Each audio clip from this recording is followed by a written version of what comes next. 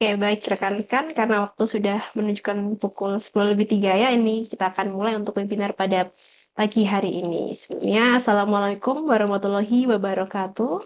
Salam sejahtera bagi kita semua dan selamat pagi bagi peserta MVP Webinar Series ke-41. Sebelumnya, saya ucapkan terima kasih atas kehadiran rekan-rekan dan juga Ibu pembicara pada pagi hari ini yang sudah siap untuk belajar bersama. Dan pada pagi hari ini kita mengangkat tema Smart Academic Reading, strategi sistematis membaca dan menganalisa jurnal untuk menemukan research gap dan juga memperkuat skripsi, tesis, serta publikasi. Oke, baik. Nah, untuk kesempatan pagi hari ini mungkin kita sudah mengangkat tema yang relate untuk rekan-rekan semua yang hadir ya. Boleh kita absen dahulu, apakah rekan-rekan di sini mahasiswa atau sudah menjadi dosen ataupun sudah bekerja begitu? Silakan berikan komentarnya di kolom chat rekan-rekan. Yang mahasiswa boleh nih kita jawab A. Wait, mahasiswa hadir. Oke, siap. Mungkin ada Bapak Ibu dosen juga yang hadir pada kesempatan pagi hari ini ya. Oke, mahasiswa siap. Nah, mungkin kita sering menghadapi berbagai macam kendala ya, Bapak Ibu semua ya. Kita sudah baca beberapa jurnal, beberapa artikel, namun belum tahu nih intisari dari artikel ataupun tulisan tersebut. Kita belum tahu nih di mana yang harus kita serap ataupun yang kita catat untuk nantinya bisa digunakan sebagai penelitian kita. Boleh nih, saya juga mau tanya dulu, rekan-rekan, sekiranya sudah pernah baca berapa artikel ilmiah? Kalau yang lebih dari 10 boleh jawab A, kalau yang lebih dari 50 jawab B. Atau yang lebih dari 100 deh, siapa tahu ada yang lebih dari 100 artikel tuh boleh jawab C. Silakan rekan-rekan jawab dulu ya. Sudah berapa banyak nih artikel yang dibaca? Oke, Kak Inka sudah jawab A, sudah lebih dari 10 ya Kak Inka ya. Siap, luar biasa. Mungkin rekan-rekan yang lain silakan. Wih, ada yang sudah tidak terhitung ini dari Kak Wahyu Kurniawan. Luar biasa sekali.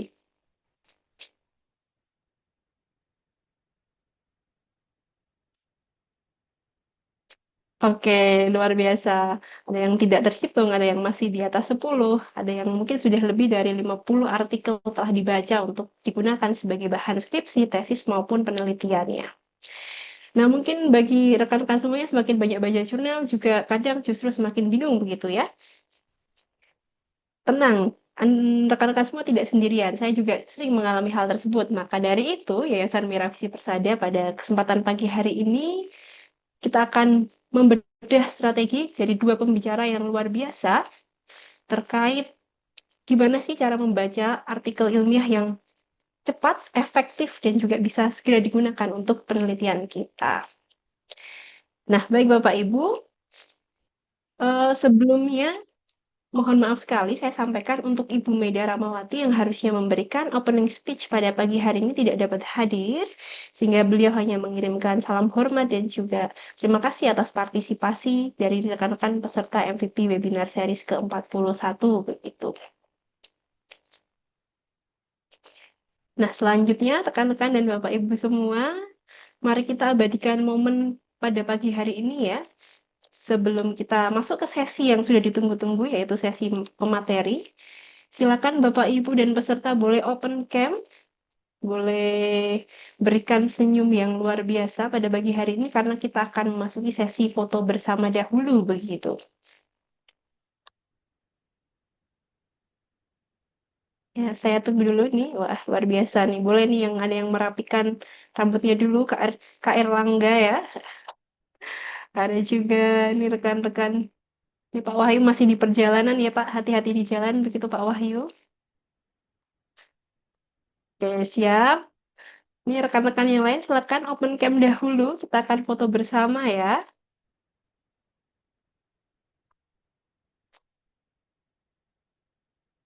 Oke, baik. Dari tim teknis sudah siap ya.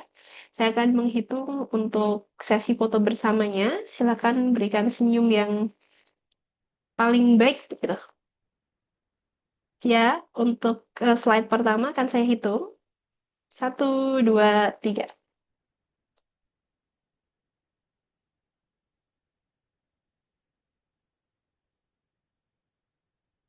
Oke, sekali lagi. Satu, dua, tiga.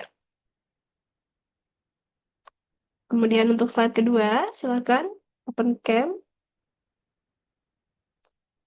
Satu, dua, tiga.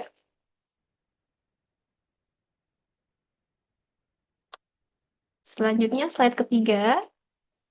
Satu, dua, tiga. Selanjutnya slide keempat. Satu, dua, tiga.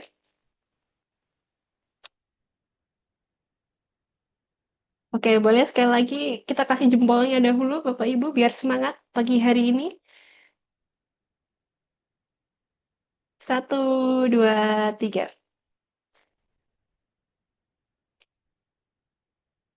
Oke, luar biasa sekali. Sudah semangat Bapak Ibu semuanya ya? Sudah siap kita akan berdiskusi bersama. Silakan berikan reaksi tepuk tangan atau apinya ya, biar semakin semangat.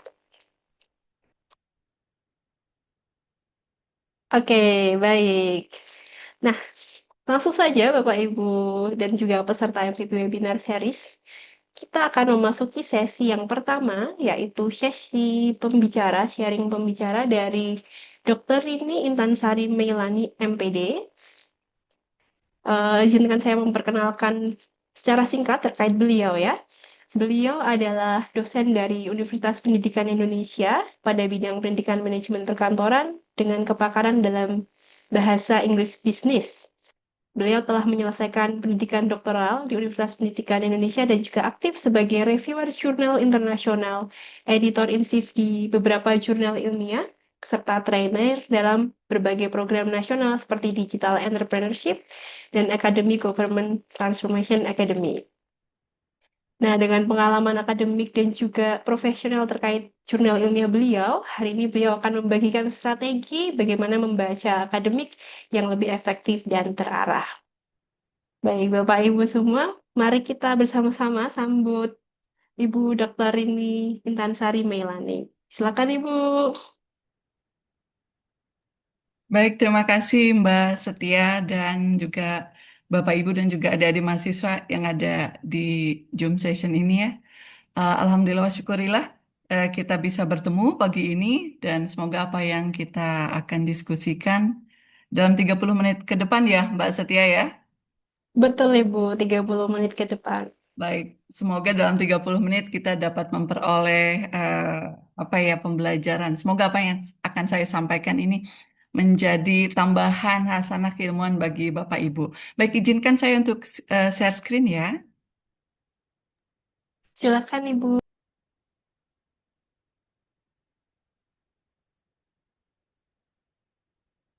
Baik, apakah sudah terlihat? Sudah Ibu, sudah nampak di dalam layar. Baik.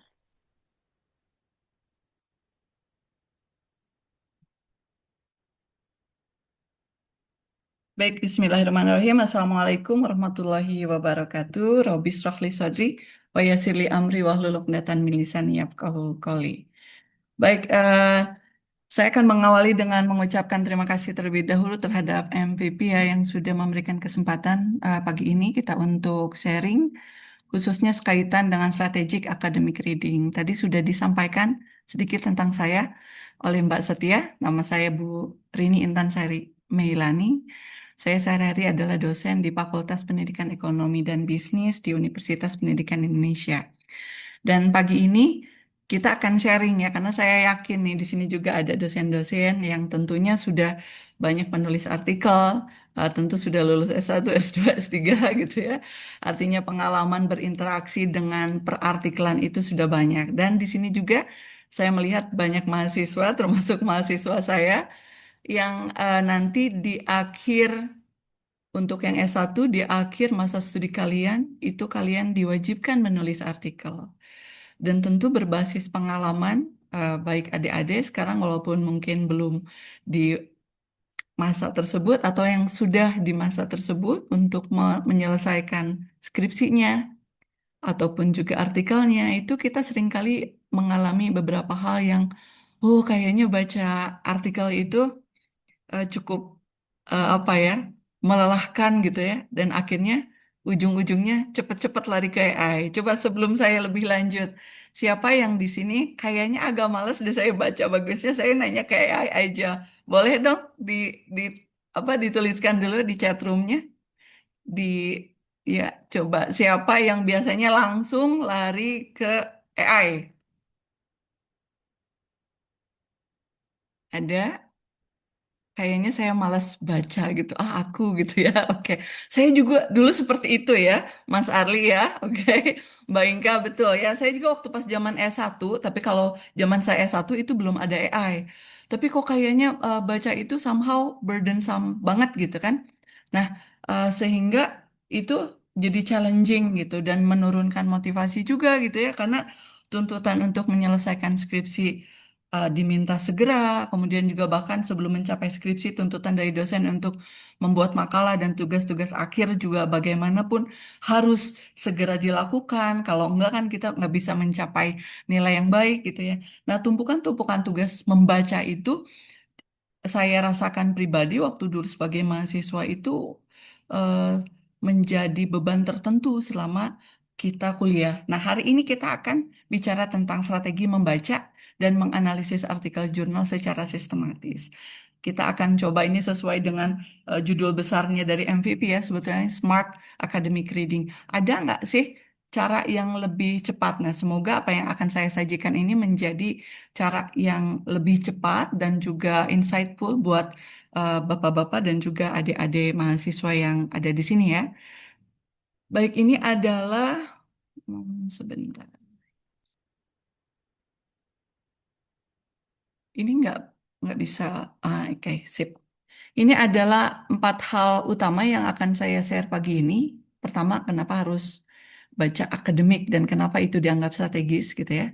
Dan kita juga akan bicara tentang tahapannya, tahapan close reading yang efektif gitu, tanpa harus tenggelam dalam dunia kata-kata yang ada di artikel yang kita baca. Kita akan menemukan research gap, walaupun tanpa menggunakan AI, walaupun ya tentu AI bermanfaat, tapi kita bisa mencarinya sendiri sebetulnya. Kalau kita menerapkan strategi membaca akademik yang baik dan selanjutnya adalah sintesis. Karena bagaimanapun juga membaca itu akan menguap kalau kita hanya membaca. Kita wajib mengakhirinya dengan menuliskan, mensintesiskan apa yang sudah kita baca.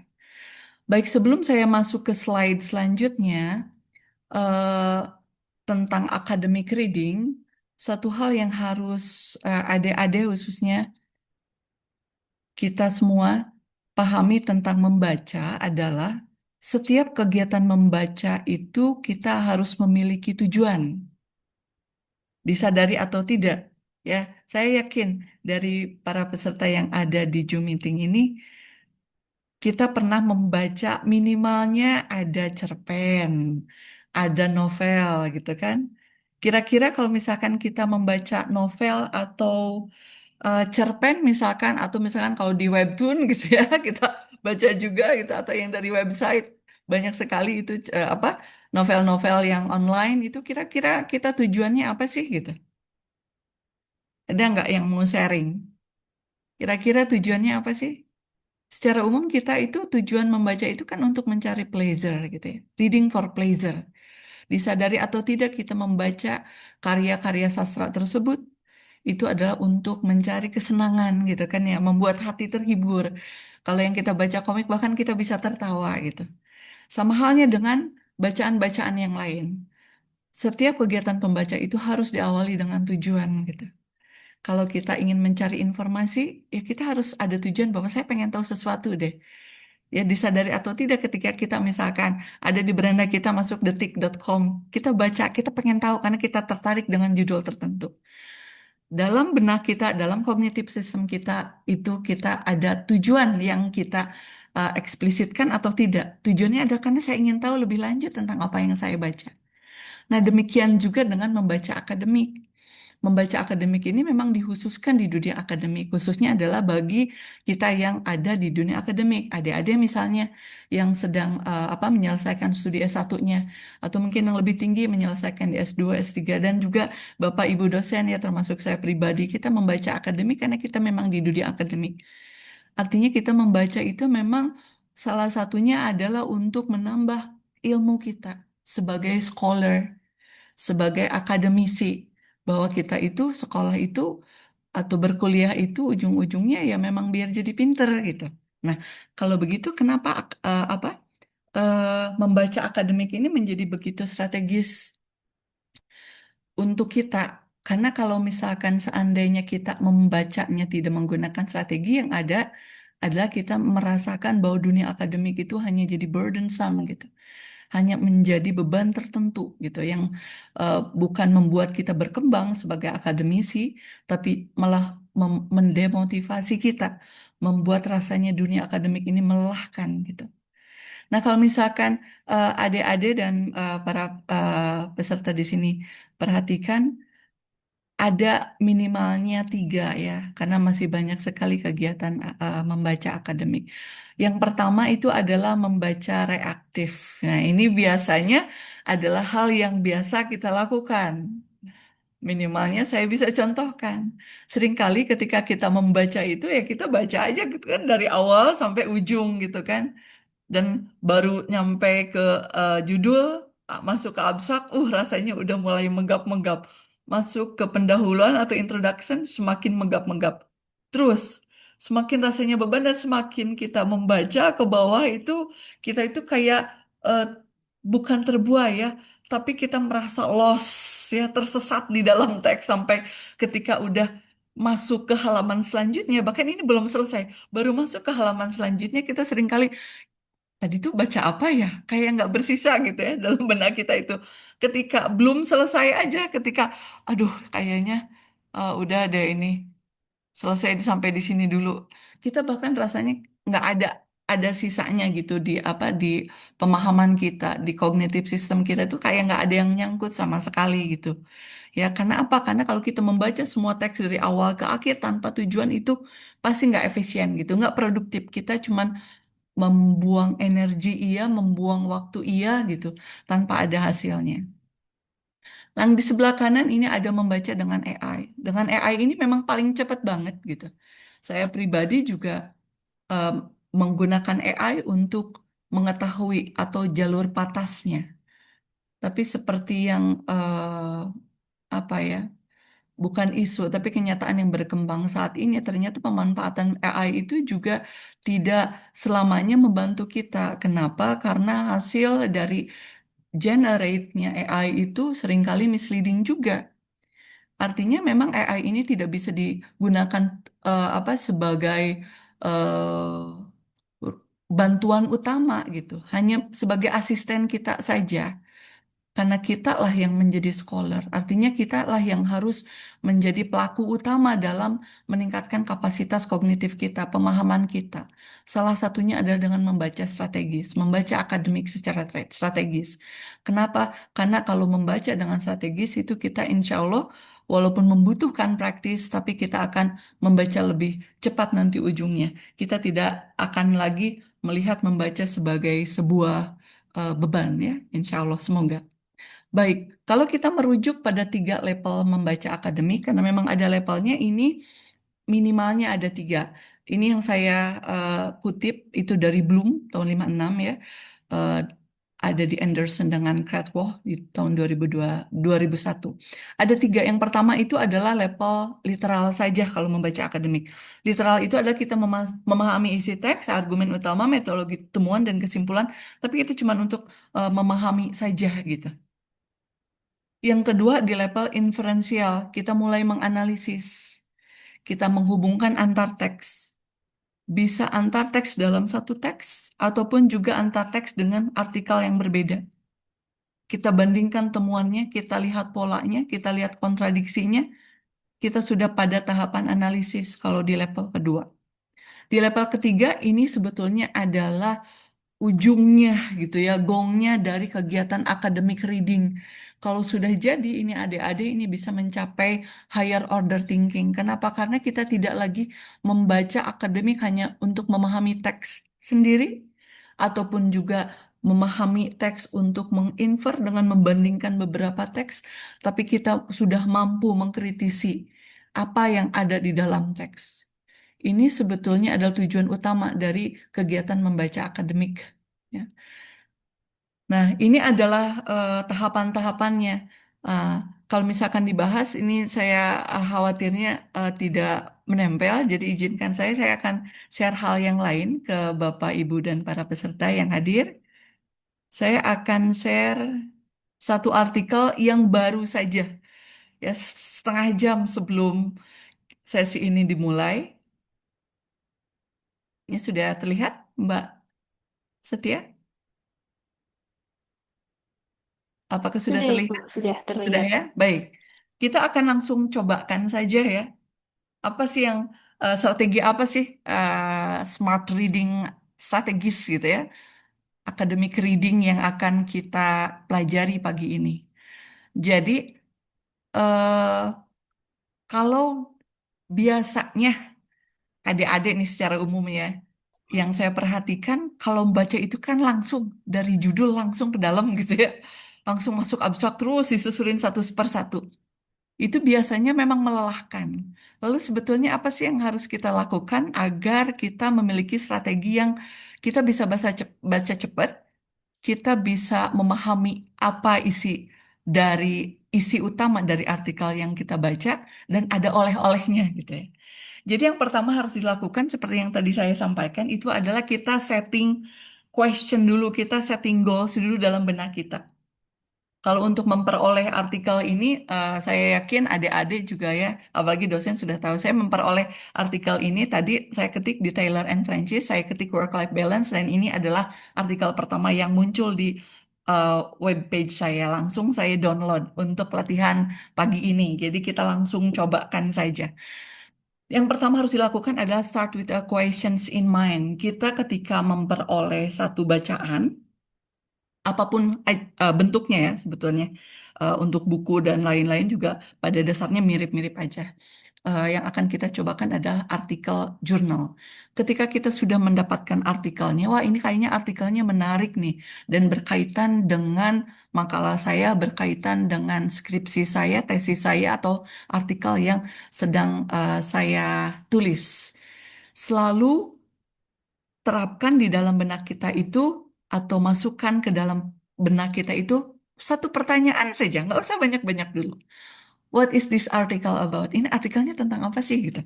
Kenapa? Karena otak kita itu memang perlu disetting. Ketika kita sudah menanyakan, menyimpan pertanyaan itu, setidaknya kita akan ada fokus. Tidak seperti masuk ke hutan, tapi kita nggak tahu kita apa yang harus kita cari sih di hutan itu. Tapi ketika kita masuk ke hutan, tolong cariin buah jambu ya, misalkan berwarna merah yang ada di sebelah kiri jalan di hutan ini. Kita sudah tahu where to go, kita sudah tahu apa yang akan kita cari, ada fokusnya. Minimalnya kita tanyakan pada diri, what is the text about? What is this article about? Ini artikelnya tentang apa sih? Sesudah itu, tidak perlu langsung dibaca. Sama seperti tadi kita masuk ke hutan, kita kenali dulu nih jalan-jalan pet semuanya gitu ya. Kalau misalkan kita mau camping, minimalnya kita kenali dulu petanya gitu. Kalau misalkan kita mau pergi ke suatu daerah, minimal kita tahu rutenya. Masuk ke artikel juga sama. Yang perlu kita lakukan sesudah kita menanamkan dalam benak kita, what is this text about? Itu adalah kita run through the text. Kita highlight dulu skeletonnya, strukturnya itu apa gitu. Oh, ada judul. Kemudian eh, sesudah itu kita lihat ke bawah.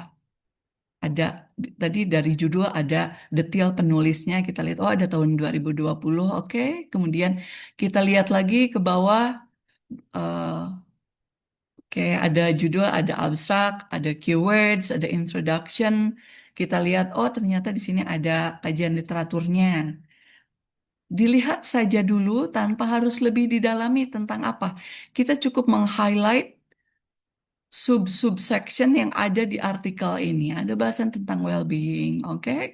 Factors affecting work-life balance and well-being.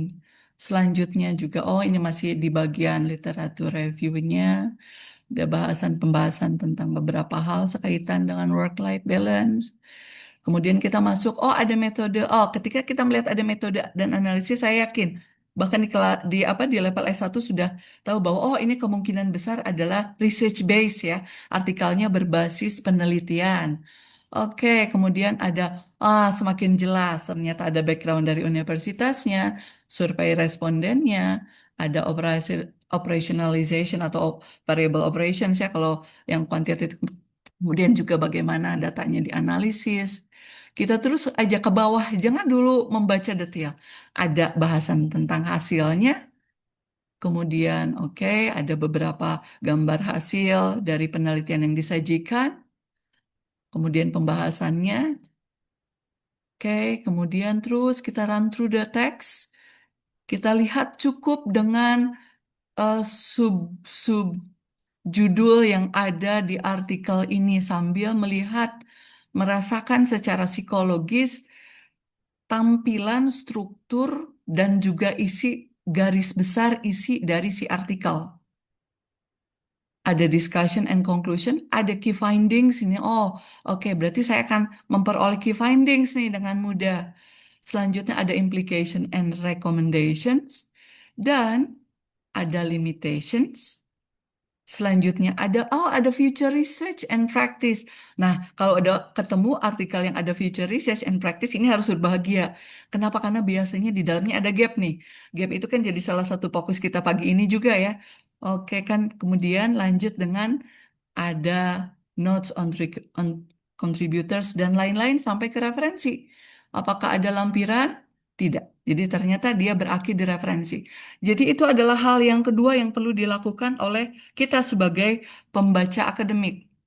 Pertama, tadi apa? Setting di dalam brain kita, what is the text about? Kedua adalah kita cukup run through the text saja. Kita betul-betul run through the text, kita lihat struktur bodinya dia apa aja. Seperti kita pergi ke restoran, kita lihat ada menunya apa aja. Ketika kita sudah mengenali strukturnya, kita sudah tahu menunya ada apa saja di dalam artikel ini. Kenapa? Karena itu memberikan tambahan gizi ke otak ke kita bahwa, oh sesudah saya membaca tentang ini, maka inilah garis besar yang akan saya peroleh. Baru sesudah kita mengenali skeletonnya, yang perlu kita lakukan adalah membaca judul. Ketika kita membaca judul itu, apalagi kalau misalkan teksnya berbahasa Inggris, ini buat adik-adik misalkan yang belum terbiasa membaca bahasa Inggris, jangan khawatir karena saya yakin di level adik-adik ketika masuk ke S1 itu sudah banyak kata-kata berbahasa Inggris yang sudah adik-adik ketahui gitu. Tidak perlu dipahami semuanya kalau belum paham. Cukup baca judulnya, kemudian tanyakan pada diri, does it ring the bells? Kira-kira ada kata apa aja sih yang nyangkut dalam benak saya?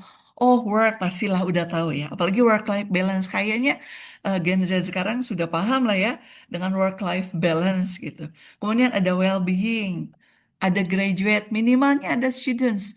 Pasti ada kata-kata yang sudah dipahami oleh adik-adik gitu. Ya, oh oke, ini kayaknya tentang X misalkan, minimalnya tentang itu. Kenapa? Ngasih tambahan informasi ke otak kita bahwa saya akan memperoleh informasi tentang ini kayaknya tentang ini deh gitu. Minimalnya ada dulu statement dalam benak kita, ini kayaknya tentang X gitu.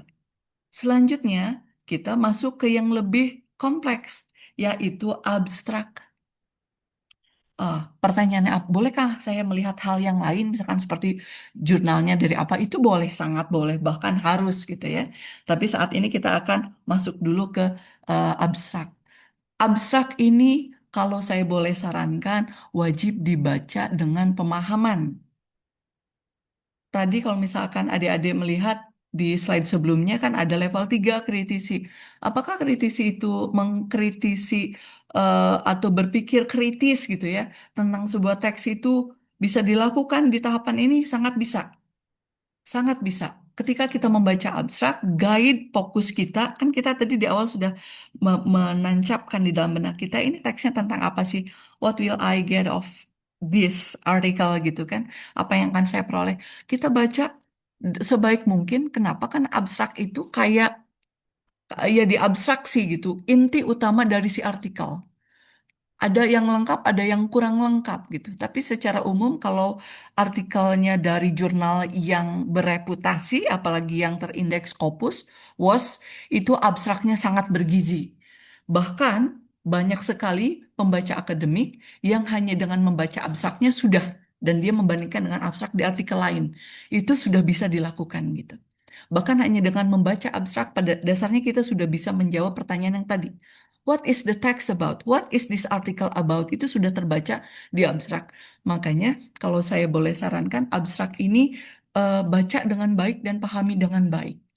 Tapi usahakan jangan berhenti di sini. Ya, walaupun tadi beberapa kasus bisa berhenti di sini. Kenapa tidak berhenti di sini? Kita lanjutkan ke bagian selanjutnya yaitu keywords. Kenapa? Karena keywords ini juga merupakan hints yang lain. Oh, ternyata dengan abstrak ini adalah kata-kata kunci yang berkaitan dengan kajian yang sedang saya coba pahami. Selanjutnya, kalau sudah membaca abstrak, itu kita masuk ke introductions. Kita baca introductions-nya. Sama halnya dengan abstrak. Introduction ini merupakan bagian selanjutnya yang penting kita baca sampai akhir. Kenapa kita wajib baca sampai akhir di bagian ini? Ini hanya sedikit saja introduction-nya juga. Hanya 2 paragraf untuk artikel ini, contohnya. Hanya 2 paragraf.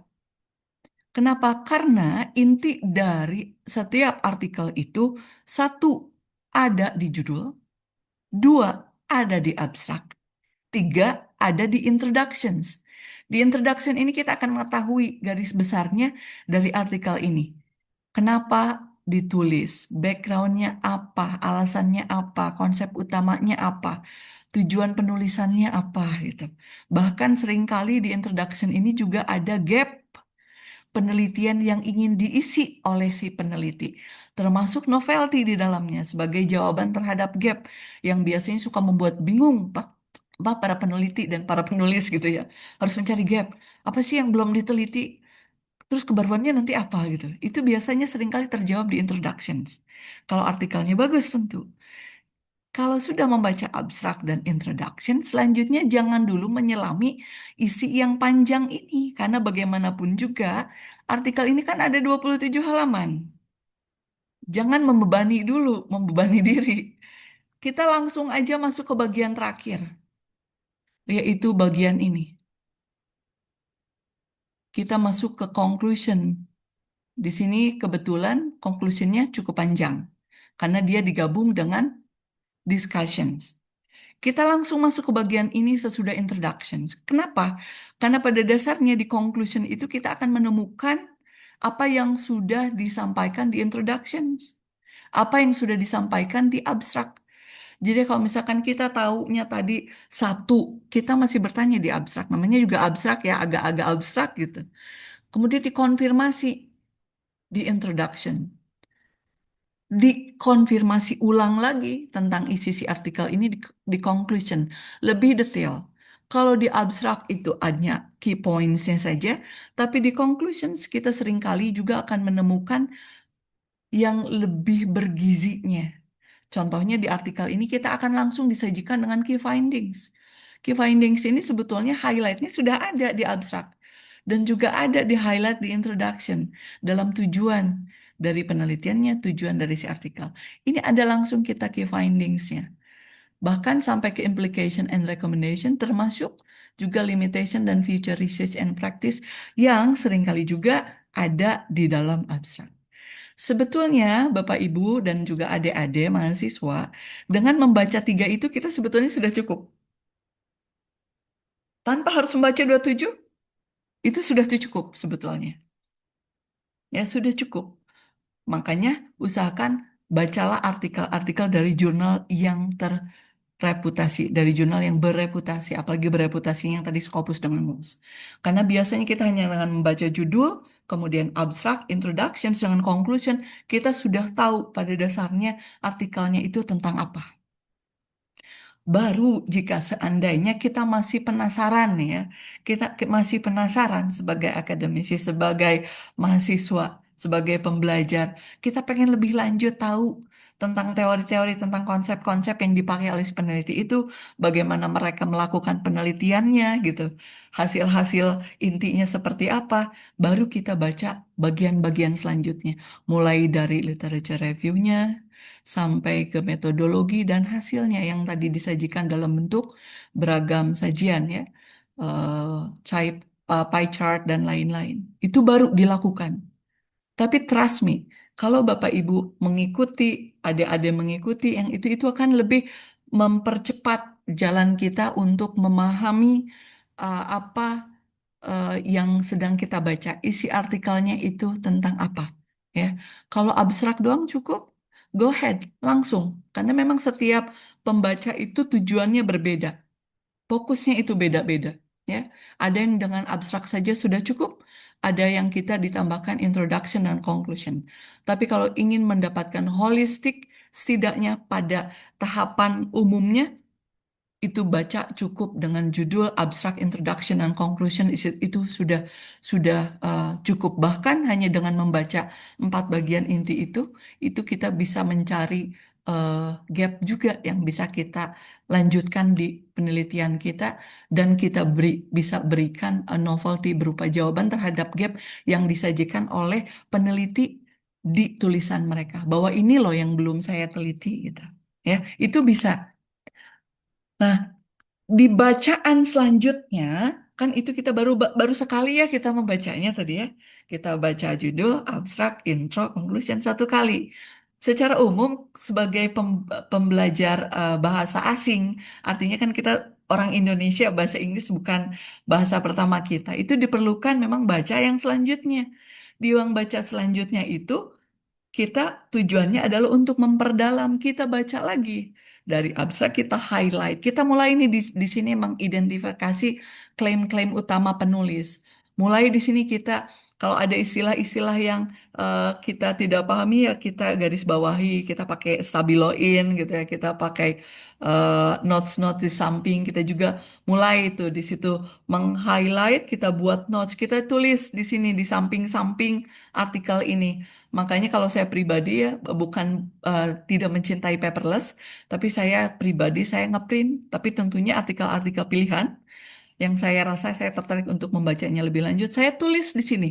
Di yang putih-putih ini saya penuhi dengan tulisan saya. Saya tanyakan, saya selalu mengengage ya eh, brain kita. Oh begitu ya. Terus kok seperti ini? Misalkan, bahkan hanya katakan hanya pertanyaan-pertanyaan seperti itu boleh dituliskan. Silahkan dituliskan. Kemudian kita cari jawabannya. Kalau ada konsep-konsep utama yang ini kayaknya bisa saya gunakan nih di penelitian saya, di skripsi saya, dikasih stabilo, dikasih tanda, kasih margin notes. Kalau misalkan menggunakan notes yang lain boleh. Misalkan salah satu metodenya dengan Cornell Notes. Kita siapkan kertas putih di samping kita, kita tulis keywords-nya, di samping keywords kita tuliskan juga catatan-catatan lainnya. Nanti sesudah beres, selesai membaca satu artikel, kita buat summary tentang apa yang sudah kita baca. Ya, itu juga boleh dilakukan, gitu. Ya, artinya adalah kita ketika membaca yang kedua itu kita betul-betul mencoba untuk lebih mendalami, memperkuat apa yang sudah diangkat, apa yang sudah ditangkap oleh kognitif sistem kita, oleh otak kita yang sudah tadi dipahami, kita coba pahami lebih lanjut. Siapa tahu di bacaan yang pertama itu ada misunderstanding tentang makna yang tadi kita tangkap dalam proses membaca pertama kali. Di yang kedua itu kita baru highlights. Yang tadi baca cepat aja yang di awal sih. Tapi kalau yang sekarang kita betul-betul udah purposeful reading karena kita tujuannya adalah untuk mendalami apa yang tadi sudah kita pahami di level awal pertama kali gitu. Nah, itu adalah tahapan intinya sebetulnya seperti itu, gitu ya. Mempertanyakan atau membuat pertanyaan dalam benak kita, what is this text about? What will I get out of this article? Ini tentang apa? Saya akan memperoleh informasi tentang apa? Kita baca, kita lihat skeletonnya dulu. Sudah skeleton, biar ramah gitu ya dengan psikologi jiwa kita, biar lebih siap membaca. Sesudah itu kita baca tadi judul, Does it ring the bell? Apakah ini berkaitan dengan salah satu hal apapun informasi yang pernah kita tahu? Masuk ke abstrak, baca dengan baik abstraknya. Sesudah ke abstrak, kita baca introduction. Dari introduction, kita langsung jump into the conclusion. Sesudah conclusion, baru di situ kita negolah ke diri sendiri. Apakah saya perlu membaca lebih lanjut? Kalau memang perlu mendalami, baru kita baca lagi dari awal sampai ke akhir. Tujuannya adalah membaca akademik untuk getting deeper understanding, memahami teks lebih lanjut. Karena sebetulnya tujuan dari academic reading itu adalah membuat kita lebih pintar. Baik, sekarang saya akan kembali ke slide yang tadi. Oke, bentar. Izin Ibu mengingatkan untuk Waktunya ya? waktunya ya. Ya, Ya, siap. Betul. Baik, nah, jadi ini adalah yang tadi sudah kita lalui, eh, Bapak Ibu ya, dan adik-adik. Dan selanjutnya adalah, sebentar, ini. Jadi intinya keep asking yourself ya, ketika kita baca, kita temukan jawabannya melalui kegiatan baca dan kita harus write them down. Karena dengan cara itulah kita akan memahami teks yang kita baca. Nah, ini adalah beberapa gap. Nah, kalau misalkan, nanti saya akan share ya, kalau misalkan adik-adik atau Bapak Ibu tertarik, artikelnya saya akan share nanti di Zoom chat, di chat room. eh, itu di future itu ada banget gitu gapnya itu ya di apa untuk future study-nya itu akan terlihat. Jadi ketika kita membaca bahkan di bagian itu langsung kelihatan ada gapnya. Ada beragam gap sebetulnya yang bisa diidentifikasi dan ini adalah beberapa kalimat yang menjadi sinyal gap dalam teks. Nah, ini sebetulnya yang seringkali dicari baik oleh dosen ataupun juga mahasiswa. Gimana sih caranya nyari gap? Ini adalah beberapa kalimat yang biasanya bisa dijadikan hints untuk mengidentifikasi gap dan dapat diperoleh ketika kita membaca akademik. Nah, saya sarankan juga lakukan sintesis, jangan hanya mensummary ya. Tadi kan saya sudah katakan nanti di ujung ketika membaca buat summary, karena memang kita buat notes, kita buat summary. Tapi jangan berhenti di summary, karena kalau summary itu sebetulnya hanya dari satu artikel, tapi kita buat sintesis. Kita sudah punya catatan dari satu artikel, kita bandingkan dengan catatan kita dari artikel yang lain, kemudian kita membuat statement dengan mensintesiskannya. Kalimatnya ini beberapa yang bisa kita gunakan. Misalkan para ahli umumnya sepakat bahwa X adalah apa. Namun pertanyaan tentang titik-titik ini masih belum terjawab. Ini adalah sintesis dari apa hasil bacaan kita. Atau sementara siapa berargumen bahwa apa, bukti dari siapa menunjukkan bahwa apa. Dan selanjutnya ya sampai ke berdasarkan sintesis literatur di atas kalau kita sudah sajikan itu kan biasanya kalau anak S1 ya termasuk saya zaman S1 itu kita biasanya kan semua ditumpukin gitu, tapi kita tidak mensintesisnya. Kita bisa mengakhirinya dengan sintesis kita bahwa penulis berargumen bahwa apa itu seperti apa karena apa gitu. Itu bisa juga dilakukan. Ada beragam jenis argumen akademik yang bisa eh, digunakan strateginya sebagai penyajian sintesis dari hasil pembacaan kita. Baik, saya akan akhiri sesi presentasi saya. Terima kasih atas kesempatannya ya. Singkat, semoga juga bermanfaat ya. Eh, pada dasarnya adalah awali kegiatan membaca akademik itu dengan tujuan. Selalu harus ada tujuan. Jangan membaca tanpa tujuan. Cari gap secara aktif dari setiap artikel bisa diidentifikasi dengan contohnya adalah kata-kata yang tadi dan sintesis. Jangan hanya merangkum. Karena apa? Karena kalau hanya membaca tanpa ada hasil dari bacaannya sebetulnya kita tidak membaca apapun.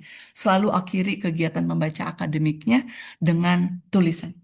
Saya kira demikian. Terima kasih Mbak Setia atas momen ini dan juga kesempatannya dan terima kasih juga adik-adik yang sudah menyimak. Saya tutup. Wassalamualaikum warahmatullahi wabarakatuh. Waalaikumsalam warahmatullahi wabarakatuh. Terima kasih banyak Ibu Rini Intansari yang sudah sharing terkait strategi yang sangat sistematis ya dalam membaca artikel ilmiah. Khususnya yang pertama harus menentukan tujuan dahulu ya Ibu ya, menentukan tujuan dari membacanya, kemudian kita bisa run through dari artikelnya, dan juga yang paling penting adalah sintesis dari artikel-artikel yang sudah dibaca begitu. Mungkin bagi peserta yang masih memiliki pertanyaan untuk Ibu Rini, bisa disimpan dulu, bisa dituliskan di kolom komentar, dan nanti bisa ditanyakan juga secara langsung di sesi Q&A. Terima kasih Ibu Rini, mohon tunggu sebentar untuk sesi Q&A-nya ya Ibu ya. Baik. Oke, Bapak Ibu peserta masih pada sepakat ya ini ya, Bapak Ibu peserta? Ya, luar biasa. Untuk selanjutnya kita akan menuju ke sesi yang kedua, yaitu sesi pemaparan materi dari pembicara kita yang kedua, Ibu Lila Puji Lestari, SPD MSI. Beliau adalah akademisi dengan latar belakang pendidikan dari Universitas Negeri Surabaya dan ITS eh, Surabaya. Beliau juga aktif dalam penelitian, publikasi ilmiah, serta pengabdian masyarakat, khususnya pada bidang kimia, energi terbarukan, dan inovasi pembelajaran. Selain itu, beliau juga menulis berbagai buku ilmiah ber-ISBN di bidang pendidikan dan sains. Dan saat ini beliau adalah dosen di Universitas Arif Hasim Latif. Begitu. Nah, apakah Ibu Lila sudah siap? Selamat pagi, Ibu Lila.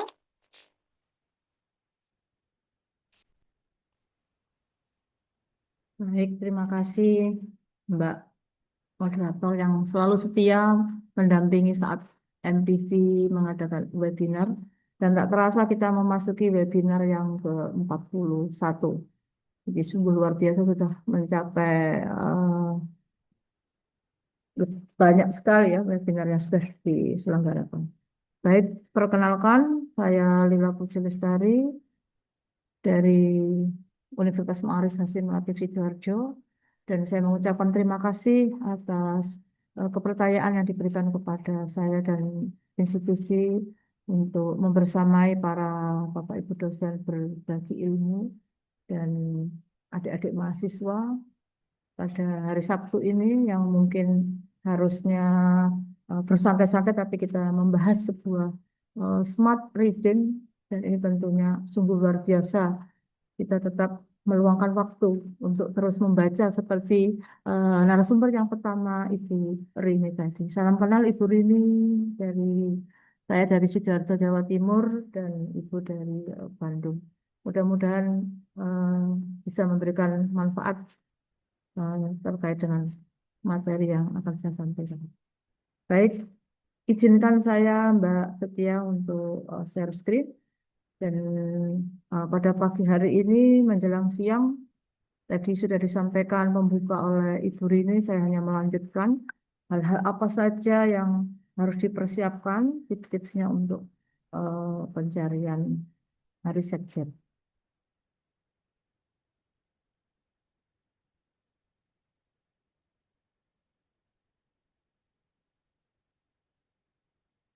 Apakah sudah terlihat? Oke, baik sudah nampak Ibu. Baik, pada kesempatan pagi menjelang siang, dengan ucapan Bismillahirrahmanirrahim, saya akan menyampaikan terkait dengan Smart Academic Reading secara sistematis menemukan riset gap dan ide penelitian. Nah, kalau kita lihat tentunya bagi Bapak Ibu dosen, saya kira sudah tidak asing lagi bagaimana profil akademik itu bisa dilihat melalui Google Scholar. Tapi eh, mahasiswa yang hadir pada pagi hari ini, Bu Setia, itu beragam, ada yang semester 2, semester 4, ya. Nah, ini tentunya suatu hal yang baru bagaimana mencari jejak digital bagi pengajarnya ataupun mengenal siapakah Ibu Lila misalnya atau dosen-dosen yang lain itu kita sedikit promosi melalui Google Scholar dan intinya nantinya mahasiswa kita juga akan mensitasi eh, artikel ataupun buku yang pernah kita buat. Kemudian, nah ini juga saya kira tidak asing bagi Bapak Ibu dosen, bagaimana kita meningkatkan skor Sinta dan ini juga ada suatu trik-trik yang harus diketahui bagaimana meningkatkan skor Sinta tersebut.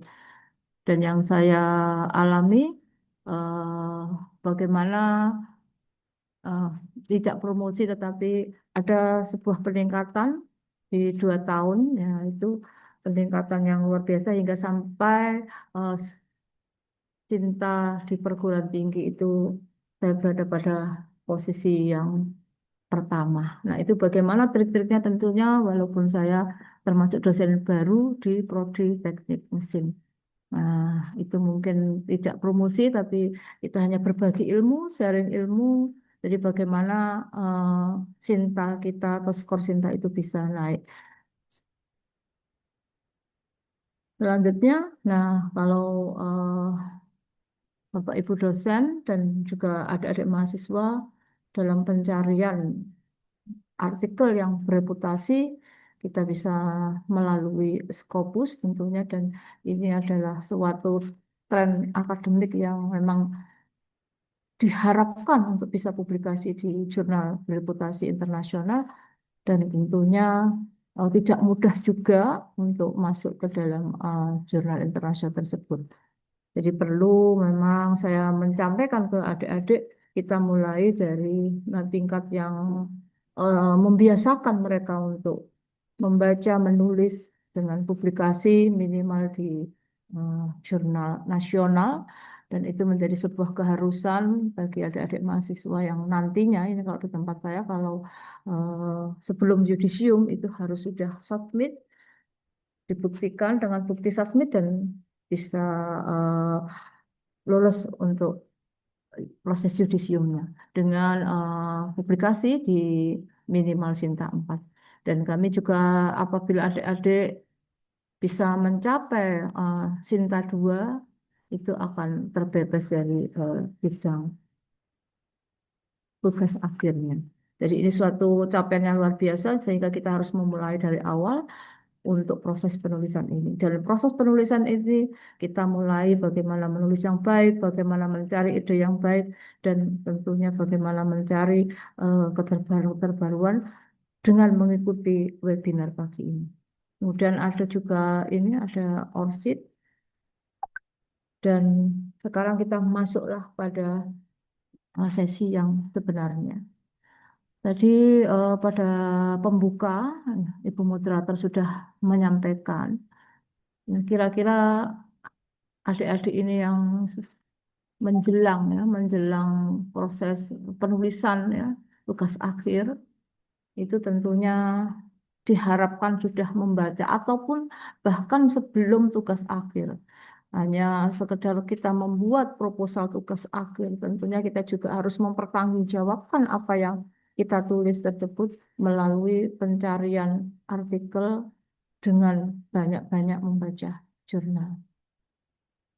Kenapa ya, kita itu sudah banyak membaca jurnal ya, atau mungkin tidak mengetahui bagaimana cara mencari jurnal. Tapi kalau saya kira semester 6 ke atas dengan adanya mata kuliah metodologi pintar, insya Allah tidak asing begitu ya adik-adik ya. Nanti bisa dituliskan di komen siapa yang mungkin sudah mencapai sekitar 50 ya. Tuh, 10 aja belum Bu, sudah disuruh mencapai 50 artikel.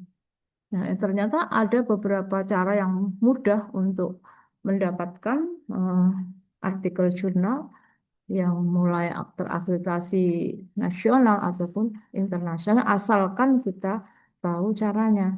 Tetapi tidak berhenti pada proses pencarian saja, dan tentunya kita tahu mana apakah zona tersebut mendukung kepada eh, tujuan kita yang diharapkan.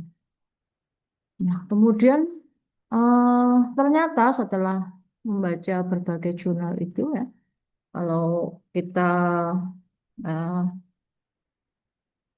biasanya ya, kalau saya sendiri itu masih dalam proses belajar itu pada mata kuliah saya sekitar 10 sampai 20 jurnal itu sudah bersyukur sekali, sudah bisa mencari.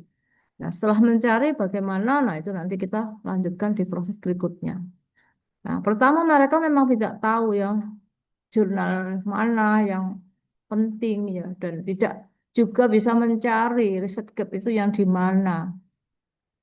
Kemudian tidak bisa menjadikan penemuan-penemuan riset itu menjadi sebuah ide baru atau judul dari yang kita temukan sebelumnya. Nah, ternyata masalahnya itu tidak hanya pada kurang membaca, tetapi ternyata membacanya itu yang tidak strategis. Jadi kalau memang dibaca semuanya itu terlihat sangat membosankan, sangat bingung, apalagi artikel itu yang menggunakan bahasa Inggris.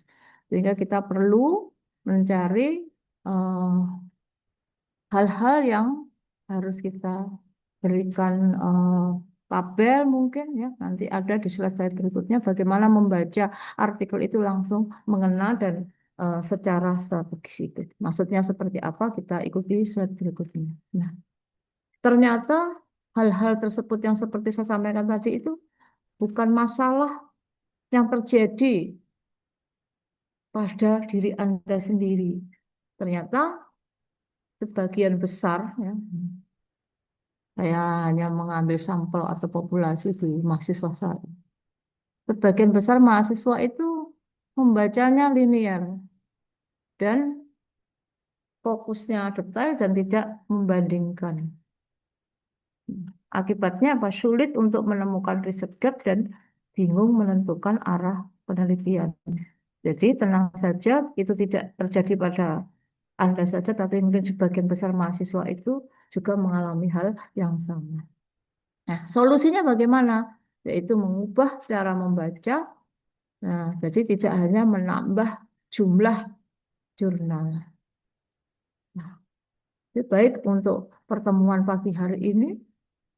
Tujuan apa yang nanti harus Anda kuasai? Yang pertama adalah teknik membaca jurnal secara sistematis, kemudian cara menemukan riset gap, dan cara menghasilkan ide penelitian.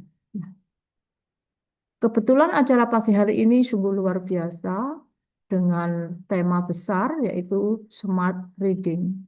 Nah, kemudian saya mencoba mengambil satu huruf, ya ada smart itu ada 5 huruf ya. Akhirnya eh, muncullah smart framework untuk smart reading ya.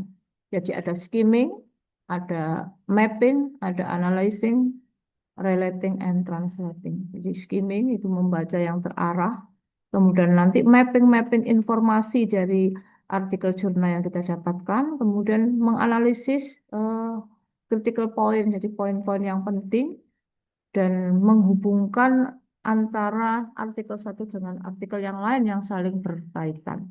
Kemudian translating artinya mengubah gap-gap itu menjadi sebuah ide penelitian baru. Gaming itu dengan cara seperti apa kita bisa melakukan fokus membaca. Tentunya setelah menemukan artikel pada jurnal kita tidak lupa membaca judul. Setelah judul kita bisa melihat abstrak. Nah, di abstrak ini juga ada beberapa poin penting. Ya, ada IMRAT, Introduction, Method, Result, and Discussion. Jadi dalam abstrak itu sudah ada 4 bagian itu. Sehingga paling tidak pada proses skimming ini sebenarnya sudah ada eh, ide atau sudah bisa menentukan, oh artikel ini masuk, artikel ini dibutuhkan untuk menunjang eh, judul yang akan saya ambil. Dan di abstrak itu tentunya juga ada conclusion atau kesimpulan. Nah, skimming ini memiliki tujuan untuk memahami gambaran besar dalam waktu 3 sampai 5 menit. Jadi kita kalikan saja kalau misalnya ada 20 artikel, berarti kita membutuhkan waktu 130 kali 150 menit atau sekitar 2 jam lebih. Itu termasuk lama ataukah masih cepat ataukah sudah membosankan baru pada proses ini. Lanjut sekarang ke mapping. Nah, nanti akan mungkin di share juga oleh Mbak Setia ya. Jadi saya mencoba untuk membuat worksheetnya mungkin di rumahnya masing-masing setelah sesi ini bisa dioret-oret ya sehingga ada keberlanjutan atau dampak dari kegiatan ini. Nah, untuk mapping ini ya ada beberapa tabel atau metrik. Yang pertama adalah elemen, Elemen itu hal-hal apa nanti yang akan kita mappingkan, kemudian isi atau konten yang memang kita harapkan dari proses membaca jurnal tersebut. Yang pertama, dalam matriks elemen ini, tujuan penelitian. Jadi apakah tujuan penelitian yang akan kita lakukan itu sejalan juga dengan penelitian yang sudah dilakukan oleh orang lain melalui artikel jurnal tersebut. Nah, kenapa saya sudah bisa mengisi di sini mappingnya? Karena nanti saya berikan contoh dari artikel yang saya dapatkan. Jadi kalau mapping ini elemennya itu kita dapatkan tujuan penelitian, kita bisa mengetahui metode penelitian, kita bisa mengetahui variabel, variabel bebas, variabel terikat, dan variabel kontrol. Kemudian ada hasil utama. Nah, dari hasil nanti akan kita ketahui celah yang akan bisa kita lakukan untuk ide penelitian kita. Jadi kalau ini saya kosongkan kemarin rasanya nggak enak. Saya tulis aja, tapi nanti saya tunjukkan dari mana begitu ya artikelnya yang mana sehingga eh, tiba-tiba ada seperti ini. Tapi ini bersumber pada artikel yang adik-adik dapatkan. Nah, ini analyzing ini mencari keterbatasan dari ide penelitian sebelumnya yang sudah dipublikasikan oleh peneliti sebelumnya, kemudian kelemahan dan tentunya mungkin ada saran ya, ada peluang-peluang yang bisa kita lanjutkan untuk meneruskan ide penelitian kita. Nah, biasanya kata kuncinya itu ini ya, however, limited and future work. Kemudian relating ini membandingkan antar jurnal, mencari perbedaan antara artikel satu dengan artikel yang lain, mungkin dengan judul yang hampir sama, tetapi ada perbedaan dari sampelnya atau populasinya atau mungkin metodenya. Gitu. Kemudian mengidentifikasi inkonsistensi, artinya ada perbedaan yang dilakukan oleh peneliti sebelumnya. Kemudian translating, ubah gap, ya, ubah gap. Nah, gap itu seperti apa? Nanti slide selanjutnya ya. Ubah gap menjadi sebuah ide penelitian. Jadi gap satu, gap dua, gap tiga yang ditemukan dalam artikel jurnal itu bisa menjadi ide penelitian baru untuk kita. Jadi nanti bisa kita susun ide baru kita itu seperti apa dengan penelitian-penelitian yang sudah dilakukan oleh orang lain. Kemudian bisa menentukan rumusan masalah dan tentunya bisa menyusun sebuah judul. Nah, sekarang ini riset gap itu apa? Riset gap itu adalah celah penelitian. Namanya saja celah, berarti kita memang mencari penelitian itu apakah memang benar-benar belum diteliti, ataukah belum optimal, ataukah masih bisa dikembangkan. Kemudian jenis-jenis riset gap ya sih secara apa singkatnya saja ya mungkin ada beberapa hal memang riset gap itu yang sangat bagus untuk ditampilkan dalam bentuk tabel tapi keterbatasan waktu sehingga saya hanya menuliskan beberapa hal yang dimaksud dengan riset gap itu celah itu di mananya ya.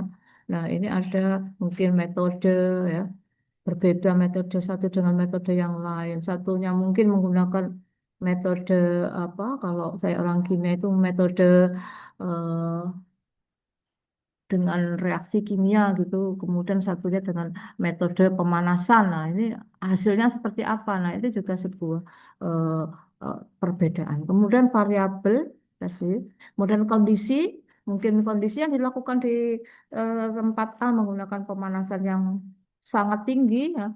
Kemudian ternyata juga ada yang bisa melakukan kondisi pemanasan yang bisa dilakukan oleh skala eh, tradisional atau skala UMKM. Misalnya proses pengeringan atau roasting kopi itu juga bisa kita jadikan celah-celah baru. Ternyata untuk kopi jenis A, jenis B, dan jenis C itu memiliki kondisi yang berbeda pada saat roasting atau penggorengan. Itu juga bisa memunculkan sebuah riset gap. Maksudnya kondisi itu seperti itu. Kemudian aplikasi, apakah aplikasi ini sudah dilakukan di industri ataukah masih dalam skala laboratorium. Dan tentunya ada hasil yang membedakan. Nah, kemudian mapping yang saya buat tadi ya, Jadi ada tabel-tabel yang elemen-elemen tadi itu eh, saya dapatkan dari ini judulnya High Performance Corrosion Inhibitor for Carbon Steel in Hydrochloric Acid. Jadi karena saya berbackground kimia, kemudian di tahun 2023 saya harus berpindah ya home base di prodi teknik mesin, sehingga saya tetap mempertahankan kimia saya, kimia bahan alam ya, itu kepada eh, logam. Nah, dalam hal ini adalah karbon steel. Sebelumnya sekitar 8 tahun lebih saya kimianya organik. Jadi saya selalu pada kimia yang organik itu terkait dengan nutrisi and diet. Tapi karena ada ya yang memang harus saya jalani, karena harus berpindah dari organik ke anorganik walaupun sama-sama kimianya. Tapi it's okay dan enjoy dan alhamdulillah bisa apa berkolaborasi dengan teman-teman mahasiswa. Nah, ini artikelnya yang saya dapatkan. Nah, kemudian ini tadi saya ulang kembali. Nah, dapat dari mana? Nih. Nah, elemen-elemen yang terdiri dari tujuan penelitian, metode variabel, hasil utama itu saya dapatkan di sini ya. Ini tidak semua saya apa fotokan, ini hanya bagian abstrak saja. Jadi mungkin nanti apa bisa saya kirimkan melalui ini Ibu Setia. Mungkin ada teman-teman yang bertanya artikel aslinya seperti apa, tidak apa-apa nanti saya kirim. Jadi ini nah, dari matrik-matrik yang sudah kita buat itu ada yang saya bold warna kuning. Jadi dengan kita mulai elemen tujuan penelitian, metode variabel dan hasil utama, ternyata bisa kita membuat kesimpulan ya bahwa pengujian tadi itu ya, efektivitas ekstrak ya, ekstrak tanaman untuk menghambat inhibitor itu untuk menghambat korosi. Jadi kalau secara singkatnya mungkin karena ini prodinya berbagai macam dan ada dari mahasiswa tidak hanya dari sains tapi mungkin ada yang sosial humaniora. Yang gampangannya itu korosi atau karat itu terjadi pada logam karena proses oksidasi. Nah, selama ini proses korosi itu pencegahan korosi bisa dilakukan secara sederhana atau manual ya dengan pengecatan, dengan electroplating ya. Dan itu menggunakan bahan sintetis. Nah, ternyata ada celah dalam menggunakan ekstrak tanaman, salah satunya tanaman A gitu, itu ternyata bisa menghambat proses perkaratan pada baja karbon. Jadi intinya seperti itu. Nah, kemudian apa keterbatasannya? Kalau yang menggunakan ini apa larutan HCl itu ternyata keterbatasannya adalah pengujian hanya pada suhu yang terbatas. Ya, setelah membaca dari artikel asli tadi, kita menemukan, oh ternyata suhunya terbatas. Dan tidak, tentunya terbatas itu tidak atau belum dilakukan pada suhu yang tinggi. Nah, berarti ini celah untuk kita untuk melanjutkan ya, tentunya untuk menemukan ide baru. Kemudian ternyata hanya pada skala laboratorium proses mencobanya, mencoba proses pencegahan kurisinya pada skala laboratorium. Nah, berarti akan dimungkinkan proses pengujiannya itu pada kondisi industri, mungkin UMKM apa baja ya, itu pagar-pagar itu yang punya industri itu bisa bisa kita sampaikan ya bahwa ternyata ada penghambatan korosi itu dengan bahan yang eh, didapatkan di sekitar kita. Walaupun mungkin dengan proses yang sedikit rumit ya, tapi minimal itu juga akan memberikan nilai tambah bagi UMM tersebut. Nah, ini tadi kalau kita lihat kembali kepada paper tadi, nah ini ada beberapa gap ya. Jadi kalau yang pertama itu gapnya tentang suhu, nah, ternyata belum optimal. Kemudian ada variasi material, ya ternyata yang diuji tadi fokus pada baja saja. Apakah pada logam yang lain tidak bisa? Nah, ini ternyata gap yang kedua itu belum diuji pada jenis material yang lain. Kemudian kalau kita lihat tadi ada metode, ternyata terbatas pada ini ya istilahnya weight loss dan AIS. Belum dikondisikan atau dikombinasikan dengan SEM. SEM ini semi elektromagnetik ya. Jadi untuk menganalisis permukaan korosinya. Nah, itu ternyata ada gap 1, 2, 3, dan 4. Nah, yang 4 ini tadi sudah disampaikan ya, proses pengujiannya hanya terbatas pada laboratorium, belum pada dunia industri. Sehingga dari membaca tersebut kita bisa mengidentifikasi riset gap-nya. Nah, nah, setelah gap-gap tadi kita dapatkan, nah karena kita menginginkan dari gap-gap itu menjadi ide skripsi atau tugas akhir ya atau judul judul penelitian itu bisa dikembangkan dari gap-gap yang sudah kita temukan. Nah, mungkin dari gap-gap yang sudah kita kumpulkan tadi muncullah beberapa ide. Bisa jadi ide yang ke-1, kedua, ketiga, atau keempat, dan mungkin bisa disampaikan kepada pembimbingnya. Oh, dari gap-gap ini ternyata isi penelitian saya seperti ini, Bapak atau Ibu. Nah, ternyata membuat judul itu juga harus dimulai dari beberapa hal yang kita buat tadi, SMART tadi. Nah, kemudian, nah akhirnya dari penggabungan-penggabungan tadi, adik-adik mahasiswa bisa menyusun sebuah judul ya. Ada, nah ini dipilih sendiri sih nantinya, tapi artinya judul ini adalah bermula daripada gap-gap yang sudah kita temukan. Jadi ide riset itu bermula dari gap menjadi sebuah judul penelitian, ide penelitian. Nah, tabel Smart Academic Reading ini worksheet-nya itu ada dalam bentuk Word, itu sudah saya sampaikan ke panitia, nanti mungkin juga saya tunjukkan. Tapi artinya mungkin bisa mencoba setelah adik-adik mahasiswa itu menemukan beberapa jurnal, dengan apa mencari pencarian jurnal bisa melalui Google Scholar yang paling mudah, dengan Scopus, dengan sekarang banyak juga AI yang membantu untuk mencarikan jurnal yang kita harapkan. Nah, itu dimulai dari judul penulis tahun berapa, kemudian kita mappingkan dengan matrik tadi tujuan dari artikel 1 sampai berapa artikel jurnal yang kita dapatkan. Nah, semuanya kita lakukan ini. Jadi ada proses mapping, kemudian keterbatasan. Nah, keterbatasan dalam hal ini adalah riset gap yang belum diteliti. Nah, kemudian terbatas pada apa dan muncul ada penelitian. Dan yang terakhir adalah menuliskan judul penelitian. Nah, sekarang ini agak agak saya, apakah ini adik-adik mahasiswa masih semangat atau saya terlalu cepat? Mohon disampaikan. Masih semangat Ibu, Oh, namun izin untuk waktunya bisa oh, baik ya. Saya ya. percepat ya. Untuk tips menemukan riset gap, yang pertama adalah ini ya, find the lack of insufficient research. Artinya riset gap itu bisa kita mulai dari eh, contoh-contoh yang sederhana.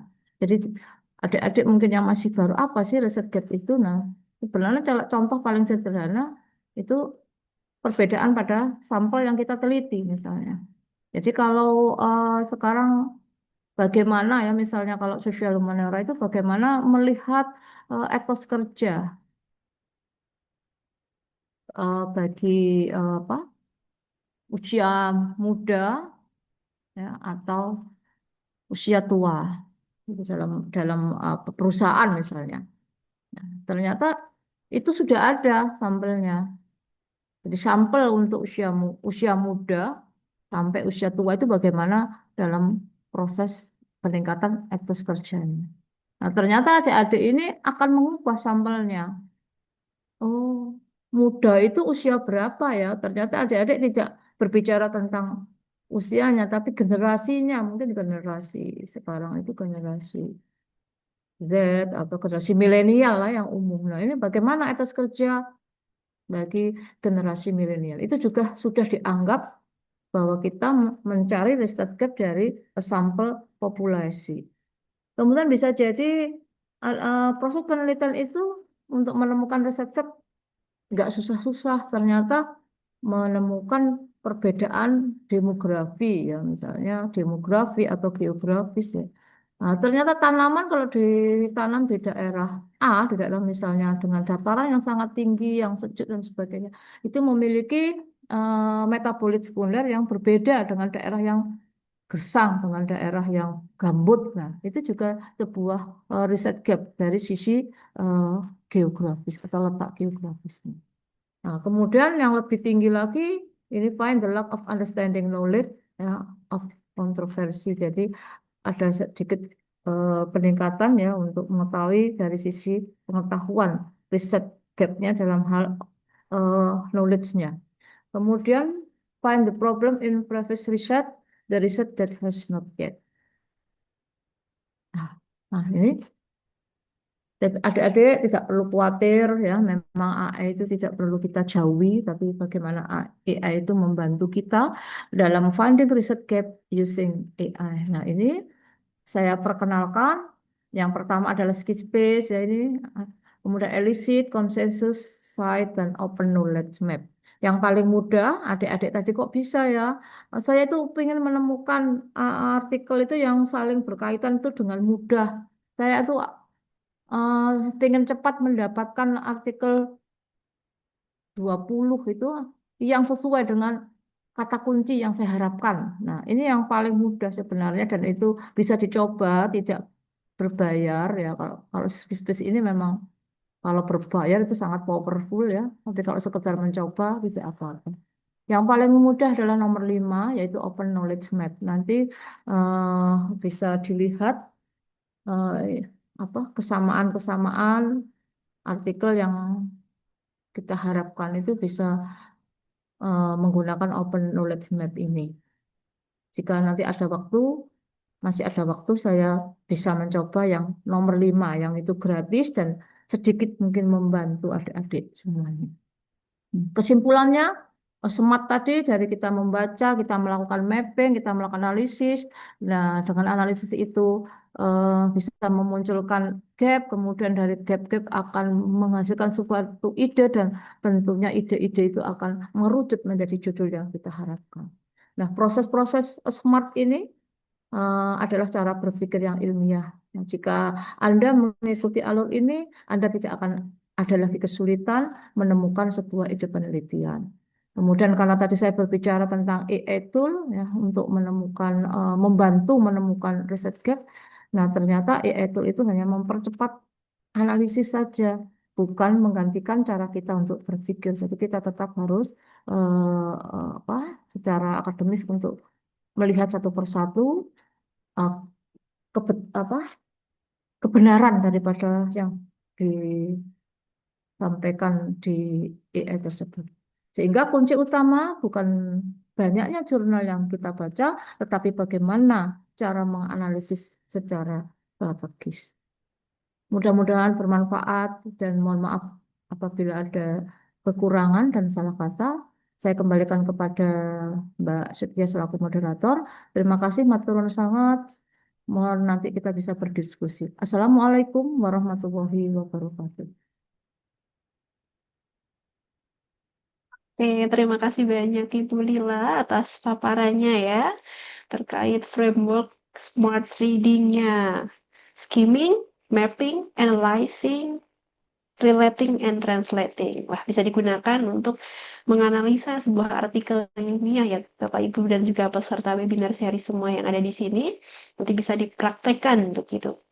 Sekali lagi terima kasih Bu Lila atas framework dan juga tips-tipsnya terkait strategi akademik reading pada pagi hari ini. Nah, baik Bapak Ibu dan juga peserta webinar series yang masih semangat, mohon reaksinya dulu nih. Saya mau cek dulu apakah masih semangat atau sudah ada yang mengantuk. Wah, luar biasa masih semangat ya Kak Kurnia, Kak Andi, Kak Walter, dan Kak Alwi, Kak Erlangga juga. Selanjutnya kita akan memasuki sesi tanya jawab atau sesi Q&A Bapak Ibu. Sepertinya sudah pada punya banyak pertanyaan.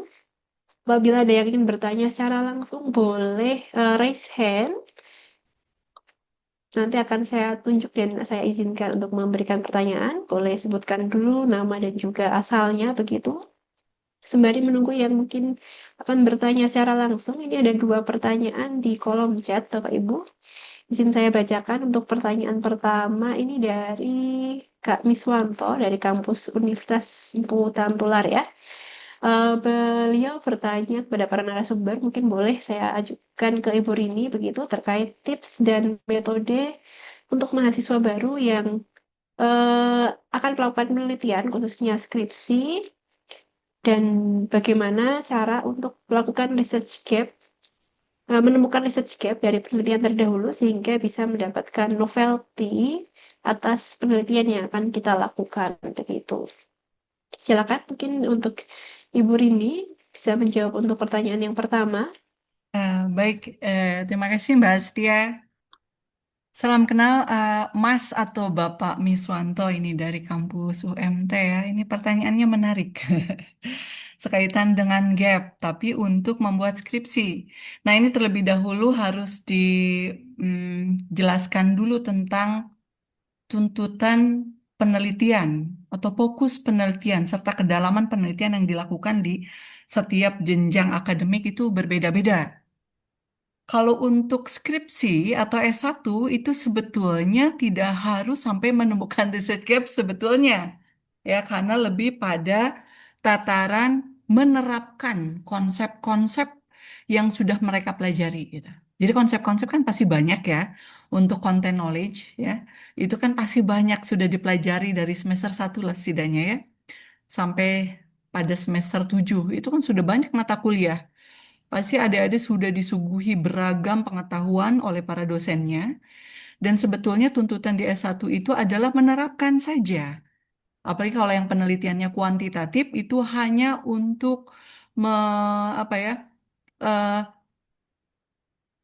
me, menge- ya, menerapkan, misalnya kalau X itu berpengaruh terhadap Y secara konseptual, apakah di konteks penelitian saya juga sama seperti itu? Jadi hanya betul-betul hanya menerapkan. Sehingga tentu kalau bicara tentang research gap di S1 itu tidak akan sedalam di S2 dan S3. Kenapa? Karena kalau di S2 ini sudah lebih fokus, lebih pada semacam mengembangkan keilmuan. Ya, setidaknya kalau misalkan tadi cuma menerapkan, sekarang bisa dong menemukan hal-hal yang lebih baru gitu, ya. Tidak hanya sekedar menerapkan, tapi ada kebaruan dari konteks penelitiannya, apa secara konseptual ataupun dari hal-hal yang lainnya gitu ya. Bisa dari metodologisnya, bisa dari aplikasinya, itu bisa dilakukan di S2. Tapi kalau untuk S3, itu lebih pada menciptakan sesuatu yang baru. Apakah dalam bentuk model saja atau sampai ke produk. Nah, dengan perbedaan ini otomatis ketika harus menjawab kira-kira gimana ya cara untuk menemukan research gap nih dari penelitian terdahulu. Nah, kita harus tahu juga batasannya gitu. Oke, eh, berarti kalau S1 ya nggak harus sampai nemuin model atau menghasilkan produk juga sih sebetulnya ya. Walaupun memang seringkali saya temukan juga baik di beberapa kampus atau beberapa dosen yang menghendaki mahasiswanya walaupun baru S1 itu harus sampai ke tahapan menghasilkan produk. Apakah itu boleh? Ya boleh saja. Ya tergantung kebijakan di kampus masing-masing, tergantung pada dosennya masing-masing juga. Tapi kalau secara fokus tuntutan dari diktinya itu antara S1, S2 dan S3 itu tentu produk yang dihasilkan itu berbeda gitu. Jadi kalau untuk S1 baiknya seperti apa? Kita bisa menemukan gap. Misalnya salah satunya tadi sudah disampaikan juga oleh Ibu Lila. Misalkan dari gap konteks ini sudah banyak dilakukan di Amerika misalnya. Atau kalau di Indonesia ini di Aceh udah banyak gitu. Di Jakarta sudah banyak gitu. Tapi kok kayaknya kalau di Madura belum. Nah itu juga gap secara kontekstual bisa. Karena kan kalau kita melihat di tataran besarnya, gap secara umum itu ada ontological gap, artinya gap secara ontologis. Ada juga gap secara epistemological sampai ke metodologis. ada gap secara aksiologis itu kan di bawahnya turunannya banyak lagi tuh gap-gapnya. Nah, untuk S1 sebetulnya dengan gap kontekstual aja itu sudah merupakan gap in itself gitu. Karena tujuannya adalah menerapkan konsep yang sudah mereka pelajari selama mereka berkuliah dari semester 1 sampai semester 7 gitu. Seperti itu. Tapi kalau misalkan seandainya gapnya saya mau sampai ke produk deh, mau nyobain gitu buat apakah model gitu ya, dengan uji coba eh, latihan kecil-kecilan gitu ya. Kebetulan diajak sama dosen pembimbingnya untuk di penelitian gitu. Itu boleh, boleh saja gitu. Cuman kalau bicara tentang skripsi sebetulnya itu ada ada batasannya. Lalu bagaimana dong di sini kan kita harus menemukan gimana caranya menemukan research gap dari penelitian terdahulu. Sebetulnya kalau mau bicara ideal, intinya cuma satu, banyak baca. Karena dengan semakin kita membaca, kita akan semakin terbuka. Oh, ternyata ini belum dilakukan. Oh, ini sudah dilakukan, tapi ternyata ini baru dilakukan di mana. Oh, ini sudah banyak dilakukan di mana, tapi ternyata belum menyentuh segmen apa, bagian apa. Itu hanya bisa dilakukan dengan membaca. Jadi kalau saya boleh sarankan nih, apalagi kalau misalkan adik-adik masih di semester-semester awal, dari sekarang yuk baca, baca, baca gitu. Sehingga ketika kita lulus itu kita betul-betul menjadi scholar yang memiliki pengetahuan yang, ya saya itu sarjana. Misalkan kalau sarjana tadi teknik, saya sarjana teknik mesin. Itu memang secara keilmuan itu memang udah mapan gitu. Ditanya kemana pun juga bisa jawab. Kalau adik-adik misalkan sarjana ilmu komunikasi, saya tahu banyak tentang ilmu komunikasi karena memang hasil dari membaca gitu. Apakah ada fast tracknya? Ya, betul ada fast tracknya dengan AI. Tadi sudah disampaikan juga ya oleh Bu Lila. Banyak sekali sekarang AI. Bahkan yang paling gratisan mungkin langsung ke publishernya kita pakai Taylor and Francis. Cuman adik-adik di tahapan ini sebelum saya lanjutkan mohon dipahami dulu ada perbedaan ya antara artikel dengan jurnal. Saya seringkali menemukan termasuk di mahasiswa saya itu jurnal itu referring to artikel padahal ini dua hal yang berbeda. Jadi kalau jurnal itu adalah rumahnya artikel gitu ya. Jadi kalau artikel itu adalah apa yang ada di jurnal. Misalkan jurnal yang tadi ya ilmu komunikasi misalkan jurnal ilmu komunikasi. Nanti di dalam jurnalnya itu terdiri dari beragam artikel. Nah, jadi harus lihat yang mau adik-adik lihat itu apakah mau mencari jurnalnya atau mau artikelnya. Kalau jurnalnya misalkan kita pengen tahu nih, kan tadi saya di awal sempat menyampaikan ketika presentasi bahwa carilah artikel dari jurnal-jurnal yang bereputasi.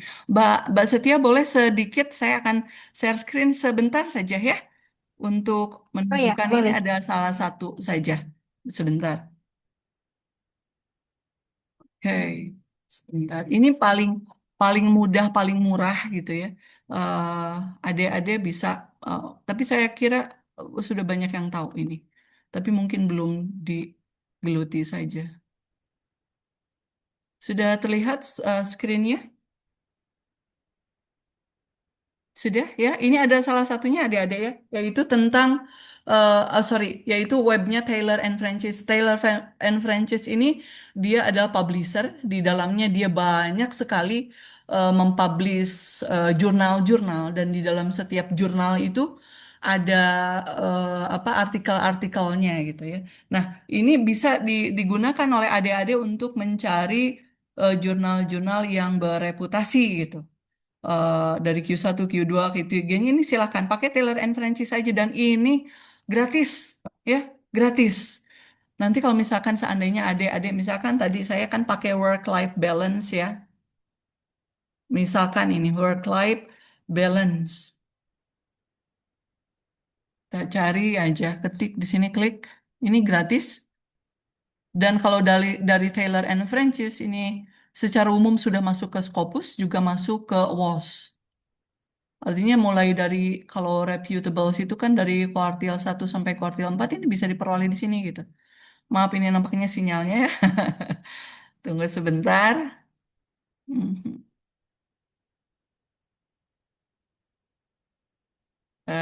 Ini berkaitan dengan sinyal. Boleh juga yang belum berkenalan dengan Taylor and Francis itu silakan boleh berkenalan ya. Oke,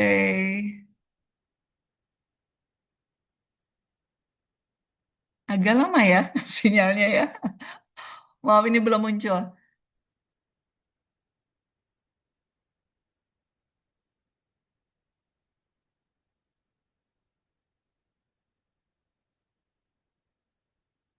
Oh, ini agak lama, oke. Tapi intinya adalah adik-adik bisa melihat dari situ. Kumpulkan artikel-artikelnya, ini hanya salah satu saja. Kumpulkan artikelnya, kemudian boleh nggak sih saya pakai AI misalkan? Karena kan bukan hanya Taylor and Francis ya. Science Direct juga bisa dipakai. Science Direct itu yang internasional-internasional. Kalau yang nasionalnya dari Google Scholar, dari Sinta, itu silahkan. Ya, banyak sekali apa yang bisa dimanfaatkan oleh adik-adik. Kumpulkan artikelnya. Kemudian ditanyakan ke AI boleh nggak boleh, tapi harus hati-hati, ya. Kenapa? Karena mau menggunakan chat GPT. Ayo siapa di sini yang suka pakai chat GPT? Mayoritas pakai chat GPT ini biasanya ya. Dari senyumnya kelihatannya pasti para pengguna chat GPT. Atau yang sekarang pakai Claude gitu kan? Atau menggunakan yang sejenisnya. Itu boleh nggak boleh, tapi harus hati-hati. Saya mau kasih tahu precautions-nya dulu bahwa ketika kita menggunakan AI, kita kumpulkan nih, banyak sekali artikel kita kumpulkan. Kemudian kita upload, misalkan pakai Claude, kita masukkan 10, kemudian kita tanyakan, tolong dong cariin gap dari artikel-artikel yang dilampirkan. Keluar nggak keluar dia? Mau tanyakan ke Copilot, keluar nggak keluar? Ke Xerox keluar? Itu pasti keluar. Semua jawabannya keluar. Permasalahannya adalah semua AI itu sekarang kan terus dia di-upgrade. Sekarang sudah sampai ke LMM system gitu, multimodal models gitu kan. Dengan sistem yang dia itu di pre-train and keep on being trained. Yang masuk itu ke dalam AI, ini adik-adik ya, precautions-nya kalau misalkan mau pakai jalur patas, pakai AI, itu rabis in, rabis out. Ini adalah sistem yang harus adik-adik pahami. Artinya apa? Di dalamnya itu yang mereka kumpulkan itu ketika misalkan ada sumbernya itu adalah sumber yang tidak berkualitas, artikelnya artikel bodong, artikelnya artikel asal-asalan, bahkan termasuk yang hasil bahasan dari artikel tersebut kemudian dimasukkan ke blog-blog dan lain-lain. Di dalamnya banyak sekali misunderstanding, kesalahan pemahaman konsep dan lain-lain itu masuk ke dalam AI, disajikan ke kita. Nah, itu ya. Itu yang disebut dengan rubbish in, rubbish out. Oleh adik-adik kemudian dikutip ulang kan hasil dari AI, dimasukinlah ke skripsinya, masukin ke tesisnya, masukin ke artikelnya, diupload lagi kan sebagai hasil. Di kampus-kampus pasti hasil dari skripsi dan tesis, hasil-hasil kutipan dari AI kan dimasukin tuh ke repositorinya, otomatis semua orang di dunia ini bisa mengutipnya, mengambil lagi, membaca, diolah lagi, masuk lagi itu ke sistem AI. Dia di-pretain sehingga kadar kualitas kevaliditasan konsep ya conceptual validity dari apa yang disampaikan oleh AI itu questionable. Nah itu, jadi kita harus hati-hati. Bagaimana kalau misalkan seandainya adik-adik mau pakai jalur patas pakai Scopus AI? Saya sudah juga, saya pengguna Scopus AI juga pakai Scopus AI dan dia menghasilkan kita tinggal masukkan apa keywords kemudian langsung merujuk pada artikel-artikel yang semuanya otomatis apa terindeks Scopus artinya kan berkualitas gitu kan kita bisa lakukan itu tapi ternyata tetap saja when it comes to clarity depthness ya kejelasan kedalaman kemudian juga apa ya validitas lebih lanjutnya secara konseptual itu tetap kita sebagai manusia loh. Ya, kita itu sebagai manusia loh yang kita tetap harus membacanya lebih lanjut. Nah, salah satu caranya adalah dengan strategi yang tadi disajikan. Ya, cara membaca cepat biar nggak jadi burden. Karena seringkali ketika keluarnya itu artikelnya ada 100 dihasilkan oleh Scopus AI gitu ya. Kemudian kita tertarik dengan beberapa artikel yang seminal works gitu ya, kajian-kajian atau artikel-artikel yang berkualitas tinggi. Kemudian kita download, kita print, kita baca, itu kan ketika satu artikelnya 30 lembar, wah astagfirullah gitu ya. 10 aja kok rasanya udah jadi 300 halaman gitu.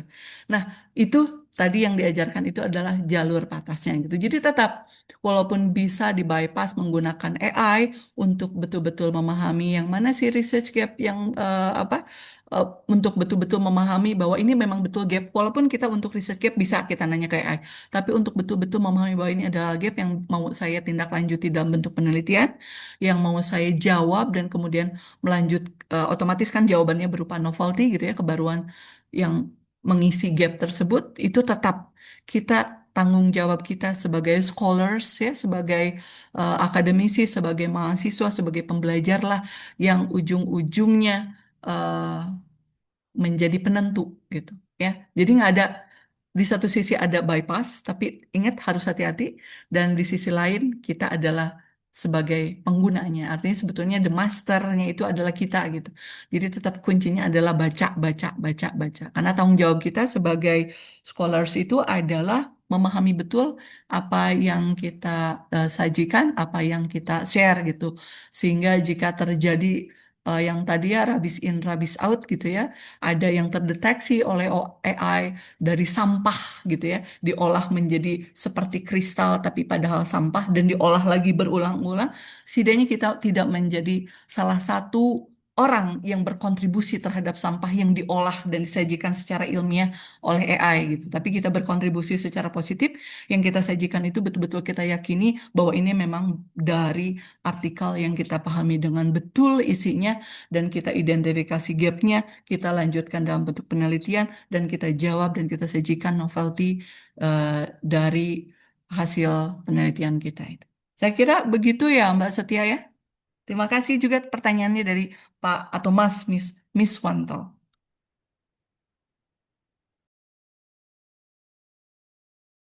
Oh, iya, baik Ibu. Terima kasih banyak atas jawabannya.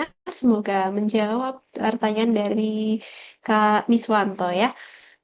Baik, ini Ibu Lila sepertinya belum bisa bergabung untuk sesi Q&A. Jadi untuk Q&A-nya akan diarahkan ke Ibu Rini begitu. Tidak masalah ya Ibu Rini ya. Kita hari ini full dengan Ibu Rini berarti untuk Q&A-nya. Nanti apabila ada pertanyaan yang ditujukan langsung ke Ibu Lila, akan saya sampaikan ke beliau dan nanti akan dikirimkan ke grup begitu. Nah, Ibu, ini masih ada waktu, mungkin satu pertanyaan lagi ya. Ada pertanyaan dari Pak Andi Y dari Universitas Semarang, USM. Nah, pertanyaannya adalah sebagai berikut. Apakah asumsi dasar yang digunakan penulis dalam memandang masalah sudah tepat? Misalnya, jika penelitian membahas tentang inovasi, apakah penulis memandang inovasi sebagai hasil akhir dalam kurung output atau sebagai proses yang berkelanjutan? Demikian Ibu untuk pertanyaannya. Silakan. Baik, terima kasih Mas Andi. Mas Andi boleh on cam nggak? Silakan Pak Andi, saya coba cari dulu apakah on cam begitu ya. Oh Ya, iya on cam Ibu. Ya. atau audio? Audionya, oke, bisa ditanyakan Iya, lebih lanjut ya. Ya, eh, Mas Andi atau Pak Andi, ini mohon izin untuk pertanyaan ini ke Bu Lila atau ke saya nih, karena nampaknya ini berkaitan dengan hasil penelitian yang tadi dipresentasikan oleh Bu Lila, betulkah? iya, yang ini tentang tesis Bu ya kan saya kebetulan ngambil S2 ini Bu MM. Dan Mhm. saya mau ngambil yang inovasi sih Bu. Apakah inovasi itu hasil akhir? Apakah ada yang proses berkelanjutan kayak di penjamin itu kan kayak ada PPEPP gitu loh Bu. Apakah seperti Oh, itu sih? oke, siap-siap. Baik, saya coba eh, Oke, izin masih jawab Bu. ya, walaupun ini pertanyaan sebetulnya nampaknya buat Bu Lila ya. Baik, Pak Andi, kalau kita bicara tentang inovasi itu tidak pernah ada one output for all. Tidak pernah ada satu inovasi menjawab semua hal di dunia ini gitu. Dalam kajian apapun. Artinya setiap inovasi itu akan menjadi inovasi di zamannya. Paham ya Pak Andi ya? Di zamannya, di waktu itu gitu. Di waktu tersebut dia bisa jadi inovasi. Tapi jangankan nunggu berpuluh tahun gitu. Di tahun depan atau bahkan di bulan depan bisa jadi itu sudah tidak lagi menjadi inovasi. Ketika sudah ditemukan inovasi-inovasi yang baru lagi, baru lagi, baru lagi gitu. Karena ketika kita meneliti satu bidang, bisa jadi orang lain sudah meneliti hal yang di depan apa yang kita teliti gitu. Nah, itu sehingga jika pertanyaannya adalah apakah jika penelitian membahas tentang inovasi, apakah penulis memandang inovasi sebagai hasil akhir output atau sebagai bagian proses yang berkelanjutan, ini sebetulnya tergantung dari penelitinya sendiri dan penulisnya sendiri. Maksudnya begini, yang disebut inovasi itu kan beragam. Kembali lagi tadi ya ke paradigma keilmuan secara luas. Inovasi itu ada yang pada tataran konseptual, ada yang pada tataran eh, praktikal, ada yang pada tataran inovasi metodologis, ada pada tataran praktis, sampai ke praksisnya gitu kan. Nah, jelas yang tahu batasannya itu adalah si penulis artikelnya, Pak. Setiap penelitian kan pasti tujuannya, ada tujuannya. Jika tujuannya itu adalah saya memiliki inovasi dalam bentuk produk X misalkan, sesuai dengan tujuan penelitian dia, maka ketika dia menemukan inovasi dan sudah menjawab tujuannya itu adalah output dari penelitian orang tersebut. Bagaimana jika dia merupakan sebuah proses? Itu biasanya di jurnal-jurnal yang bereputasi internasional itu ada juga Pak, misalnya kalau di kajian saya itu ada sistem. Itu ada paper yang merupakan ongoing research. Jadi khusus gitu. Satu bagian ongoing atau disebutnya eh, research report gitu ya. Jadi hanya sedang penelitian yang sedang dalam proses, belum sampai ke ujung, itu dituliskan hasilnya dan disajikan dalam bentuk artikel dan itu publish. Banyak juga jurnal-jurnal Q1 yang memberikan slot itu di jurnal mereka gitu. Jadi ada bagian artikel yang masih riset ongoing gitu. Itu ada. Atau kita juga bisa melihat bahwa di artikelnya misalnya nih, di artikelnya itu disebutkan bahwa penelitian ini merupakan this study is part of a bigger study misalkan. Penelitian ini merupakan bagian dari penelitian yang lebih besar. Tujuan dari artikel ini hanya menyajikan fokus pada X-nya saja misalkan, tidak pada Y. Dari situ kita bisa melihat bahwa apapun hasil yang disajikan, jika itu merupakan inovasi, sebetulnya merupakan sebuah proses gitu. Belum pada hasil akhir gitu. Begitu, Pak.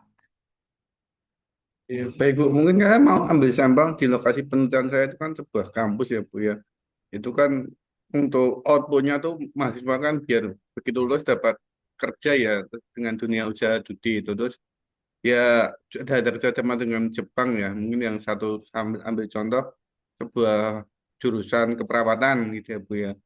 Itu kan di Jepang banyak membutuhkan kerjasama dengan sana. Terus ada yang namanya kelas bahasa Jepang. Itu sih yang saya tanyakan itu apakah itu output atau sebuah proses ya Bu ya terhadap studi itu sih Bu.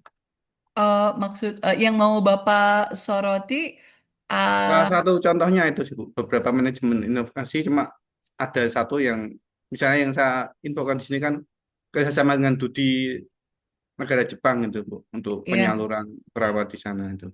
oke. Dalam kerjasama tersebut, yang mau Bapak laporkan dalam artikel apa? Untuk output mahasiswanya bisa diterima di dunia kerja sih Bu. Mempercepat proses bekerja di luar gitu. Dengan Itu menerapkan lulus. inovasi tertentu. Dengan kerjasama dan mata kuliah bahasa Jepang di luar SKS itu sih Bu. Oh iya, oke. Itu bisa dua-duanya, Bapak. Contoh, kalau misalkan ada pelatihan 1 tahun lah kasarnya ya, Pak ya. Kemudian Iya. Bapak ingin menyajikan hasilnya. Ini sebagai sebuah proses. Bisa dilihat secara kuantitatif, bisa secara kualitatif, bahkan juga bisa dilihat menggunakan metode mixed method itu bisa Bapak. Tinggal Bapak sebagai peneliti, sebagai penulis artikel, katakan di dalam artikel Bapak bahwa hasil penelitian ini sampai pada fase mana. Sehingga kelihatan sense bahwa ini masih dalam proses gitu. Itu bisa, Bapak.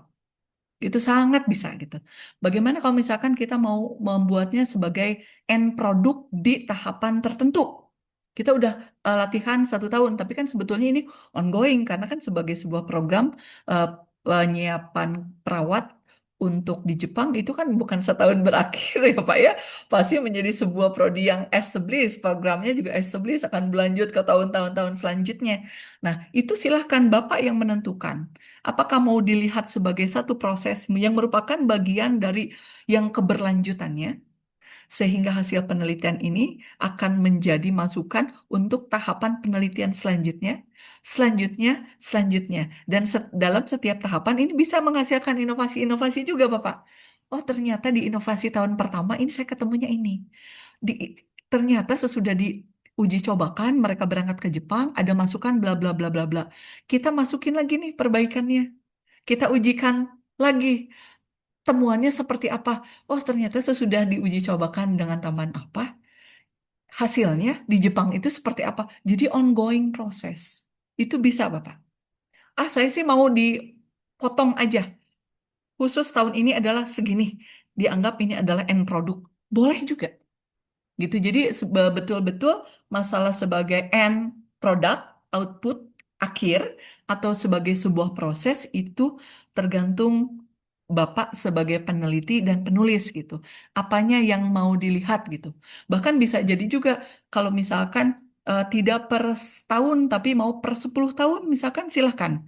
Sehingga kalau misalkan 10 tahun bisa disebut sebagai longitudinal study atau kalau mau dilihat ini juga bisa a cross section study itu juga bisa gitu.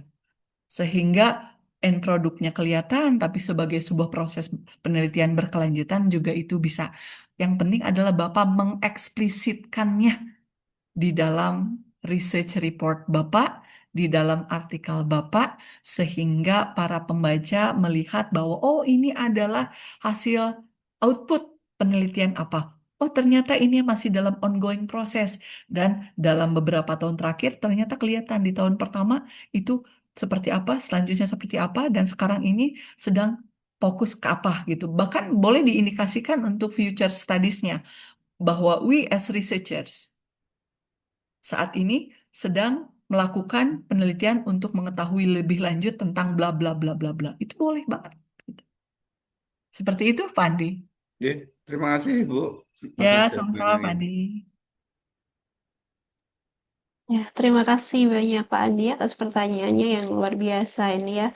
Semoga untuk penelitiannya bisa terrealisasi dengan baik begitu Pak Andi dan mungkin bisa publish di jurnal internasional ya Ibu Rini Amin. juga ya. Ya, ya kalau Amin. saya usahakan sih kalau nggak cinta satu, cinta dua sih Bu. Masih Ya, berusaha. siap Pak. Amin ya. Oke. Baik, Ibu Bapak sekalian, ini sepertinya waktunya sudah habis ini, Ibu, untuk pertanyaan yang mungkin rekan-rekan ataupun peserta masih memiliki pertanyaan, bisa disimpan dulu atau nanti bisa di-share melalui DM, kontak kami, admin, begitu, nanti akan kami sampaikan ke pembicara. Nah, saya ingin mengucapkan terima kasih banyak untuk Ibu Rini dan juga Ibu Lila sebagai pembicara yang luar biasa pada kesempatan kali ini yang telah membagikan strategi terus pendalaman bagaimana kita menemukan eh, research gap dan juga bagaimana kita membaca sebuah artikel ilmiah dengan lebih mendalam dan juga lebih mengena begitu. Nah, izin Bapak Ibu sekalian, saya akan membagikan sebuah informasi dahulu. Oke, untuk daftar hadir bisa sambil diisi ya Bapak Ibu ya. Ini saya kirimkan link daftar hadir di kolom chat. Nanti untuk penerbitan sertifikat dan juga di dalam email sertifikat akan ada toolkit yang kami janjikan begitu dan termasuk framework ataupun latihan yang bisa digunakan untuk menganalisa artikel ilmiah. Untuk sertifikat sendiri nanti akan diproses kurang lebih 3 kali 24 jam, jadi mohon bersabar jika belum masuk nanti bisa kontak kami maksimal 3 kali 24 jam begitu. Dan untuk email sendiri nanti bisa dicek apakah masuk di kontak masuk ataupun di kotak spam. Kadang ada yang masuk di spam begitu. Oke, ini untuk Ibu Sri Wahyuni juga ada pertanyaan terkait recording. Nanti recordingnya akan kami upload di YouTube Merah Visi Persada. Jadi pastikan Bapak Ibu sudah subscribe. Nanti akan kami bagikan linknya juga di grup ya. Apabila sudah tayang dan sudah selesai diedit begitu. Silakan bisa mengisi daftar hadir terlebih dahulu. Saya juga akan membagikan berbagai informasi ini terkait pelatihan intensif penulisan artikel ilmiah di jurnal Scopus. Apakah layar saya sudah nampak? Oke, sudah nampak ya. Silakan nih bagi Bapak Ibu peserta webinar yang mungkin sudah punya naskah, sudah punya materi penelitian dan ataupun masih tahap penelitian nih, bisa kita ada mengikuti pelatihan intensif ini. Nah, untuk pelatihan intensif ini nanti mentornya akan dimentori oleh Kak Yovita. Beliau sudah publikasi di jurnal Scopus banyak sekali nih. Q1 sendiri sudah 11 artikel, ini sangat luar biasa. Nanti bisa tanya-tanya lebih lanjut. Nah, untuk pelaksanaannya ini ada 4 kali di tanggal 2, 10, 16, dan 23 Mei dengan biaya investasi hanya 400.000 saja untuk 4 kali pertemuan. Nah, ini sudah mendapatkan materi tentang pemahaman tentang jurnal bereputasi, strategi memilih jurnal yang tepat, teknik menulis artikel ilmiah sesuai standar internasional, tips lolos review dan revisi jurnal, sertifikat pelatihan, materi premium, dan juga rekaman materi pelatihan nantinya. Langsung saja apabila berminat untuk mengikuti pelatihan intensif ini, nanti juga ada sesi praktiknya ya Bapak Ibu. Jadi ada luarannya, tidak hanya dapat materi saja nih, tetapi Bapak Ibu akan diajak secara interaktif untuk berdiskusi terkait penelitian dan juga penulisan artikel ilmiahnya begitu. Silakan bisa mendaftarkan melalui Bitly Seal Pelatihan Scopus atau melalui scan barcode ini. Silakan jika mau di screenshot begitu Bapak Ibu. Kemudian informasi yang kedua yaitu terkait diskon. Ya, saya di flyer ini ya belum tercantum tapi kita ada diskon terkait keikutsertaan di konferensi internasional. Jadi saat ini kami sedang menyelenggarakan konferensi internasional bersama Universitas Borobudur yaitu ICLSSEE 2026 International Conference on Law, Social Science, Economics, and Education. Ini sudah tahun ke-6 kami penyelenggaraannya dan kami menghadirkan berbagai macam pembicara dari luar negeri ya. Ada dari Brazil, ada dari India, ada dari Malaysia juga, dan juga ada dari Indonesia, ada dari USM juga pembicaranya. Ini untuk registrasi sebagai partisipan saja, yaitu yang tidak mengikuti presentasi atau tidak mempresentasikan makalah, hanya sebagai partisipan yang nanti akan mendengarkan sesi keynote and speaker lectures. Kemudian nanti bisa mengikuti atau melihat paparan-paparan yang dilaksanakan di parallel presentation. Nah, untuk biayanya ini sebenarnya 250.000 Bapak Ibu dan juga peserta. Tetapi khusus untuk webinar ini nanti mendapatkan potongan diskon sebanyak 150.000 nih. Jadi hanya silakan membayar 100.000 saja begitu. Nanti bisa di bukti transfernya diberikan kode ini sebagai kami yang panitia yang akan mengecek ya. Kodenya adalah MVP WS hashtag 41 diskon. Begitu. Nah, nanti kami juga akan cross-check dengan data di pengisian daftar hadir. Jadi silakan Bapak Ibu yang berminat untuk mengikuti ICLS SEE yang akan dilaksanakan di tanggal 25 April, yaitu minggu depan ya Bapak Ibu ya. Minggu depan di hari Sabtu kita bisa belajar lagi nih untuk mengikuti konferensi internasional. Dan tentunya akan mendapatkan sertifikat partisipasi di acara konferensi internasional. Begitu, silakan boleh di screenshot dulu posternya atau bisa langsung di-scan kodenya dan bisa diisi untuk pendaftarannya. Khusus untuk hari ini, hanya sampai hari ini saja ya untuk yang webinar series. Jadi apabila ingin mengikuti CLSCE bisa langsung mengisi sampai hari ini begitu. Sudah di screenshot ya teman-teman semuanya? Boleh berikan reaksinya, masih semangat? Wah, masih semangat ya ini Kak? Sepertinya sudah sepi sekali ini. Oke, baik.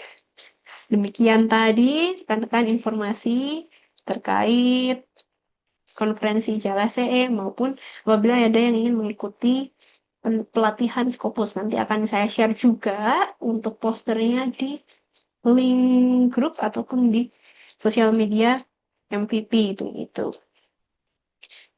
Oke, baik. Untuk daftar hadir sudah saya cantumkan di kolom chat ya. Apabila ada yang mau mengisi di setelah Zoom ini berakhir, boleh. Tapi bisa di copy dulu untuk linknya.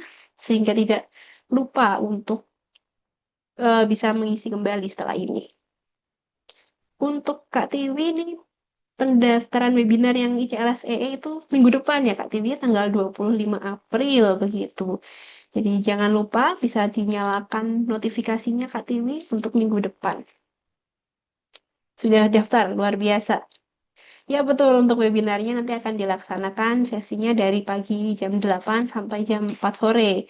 Karena ada 5 pembicara, sebentar saya share screen, izin share screen untuk websitenya ya Bapak Ibu nanti bisa dicek juga di website iclsee.merahvisipesada.org/2026. Start.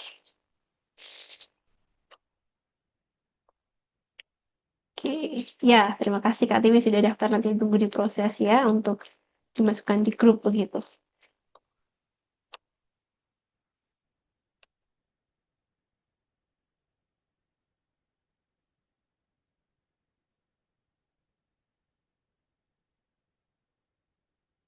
Nah ini untuk CLSE-nya nambah hari lagi di hari Sabtu.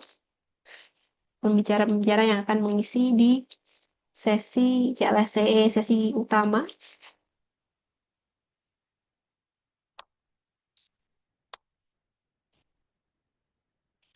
Oke, ada berbagai macam ya Bapak Ibu, nanti bisa segera mendaftar sebelum pendaftarannya nanti ditutup. Jadi bisa mengikuti, khususnya yang hari ini, jangan lupa tadi ada kode diskonnya sebagai partisipan untuk hari ini saja.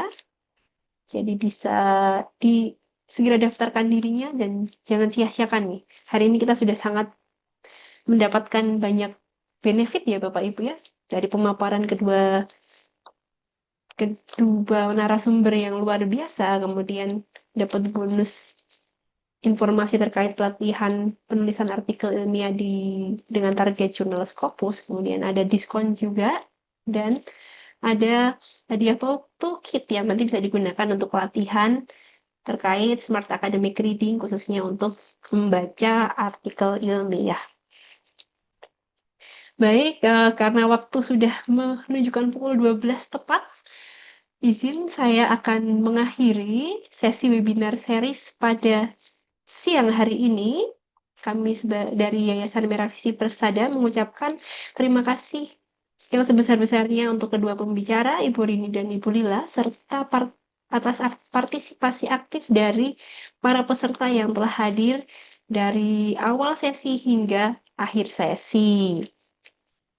Semoga webinar series ini dapat memberikan insight dan juga berguna bagi teman-teman yang sedang melakukan penelitian ataupun yang sedang menulis artikel ilmiah begitu. Kami tunggu untuk partisipasi aktif di webinar seri selanjutnya. Jadi Bapak, Ibu, dan rekan-rekan bisa terus pantengin WhatsApp grup dari MVP Webinar Series dan juga sosial media Yayasan Merah Visi Persada.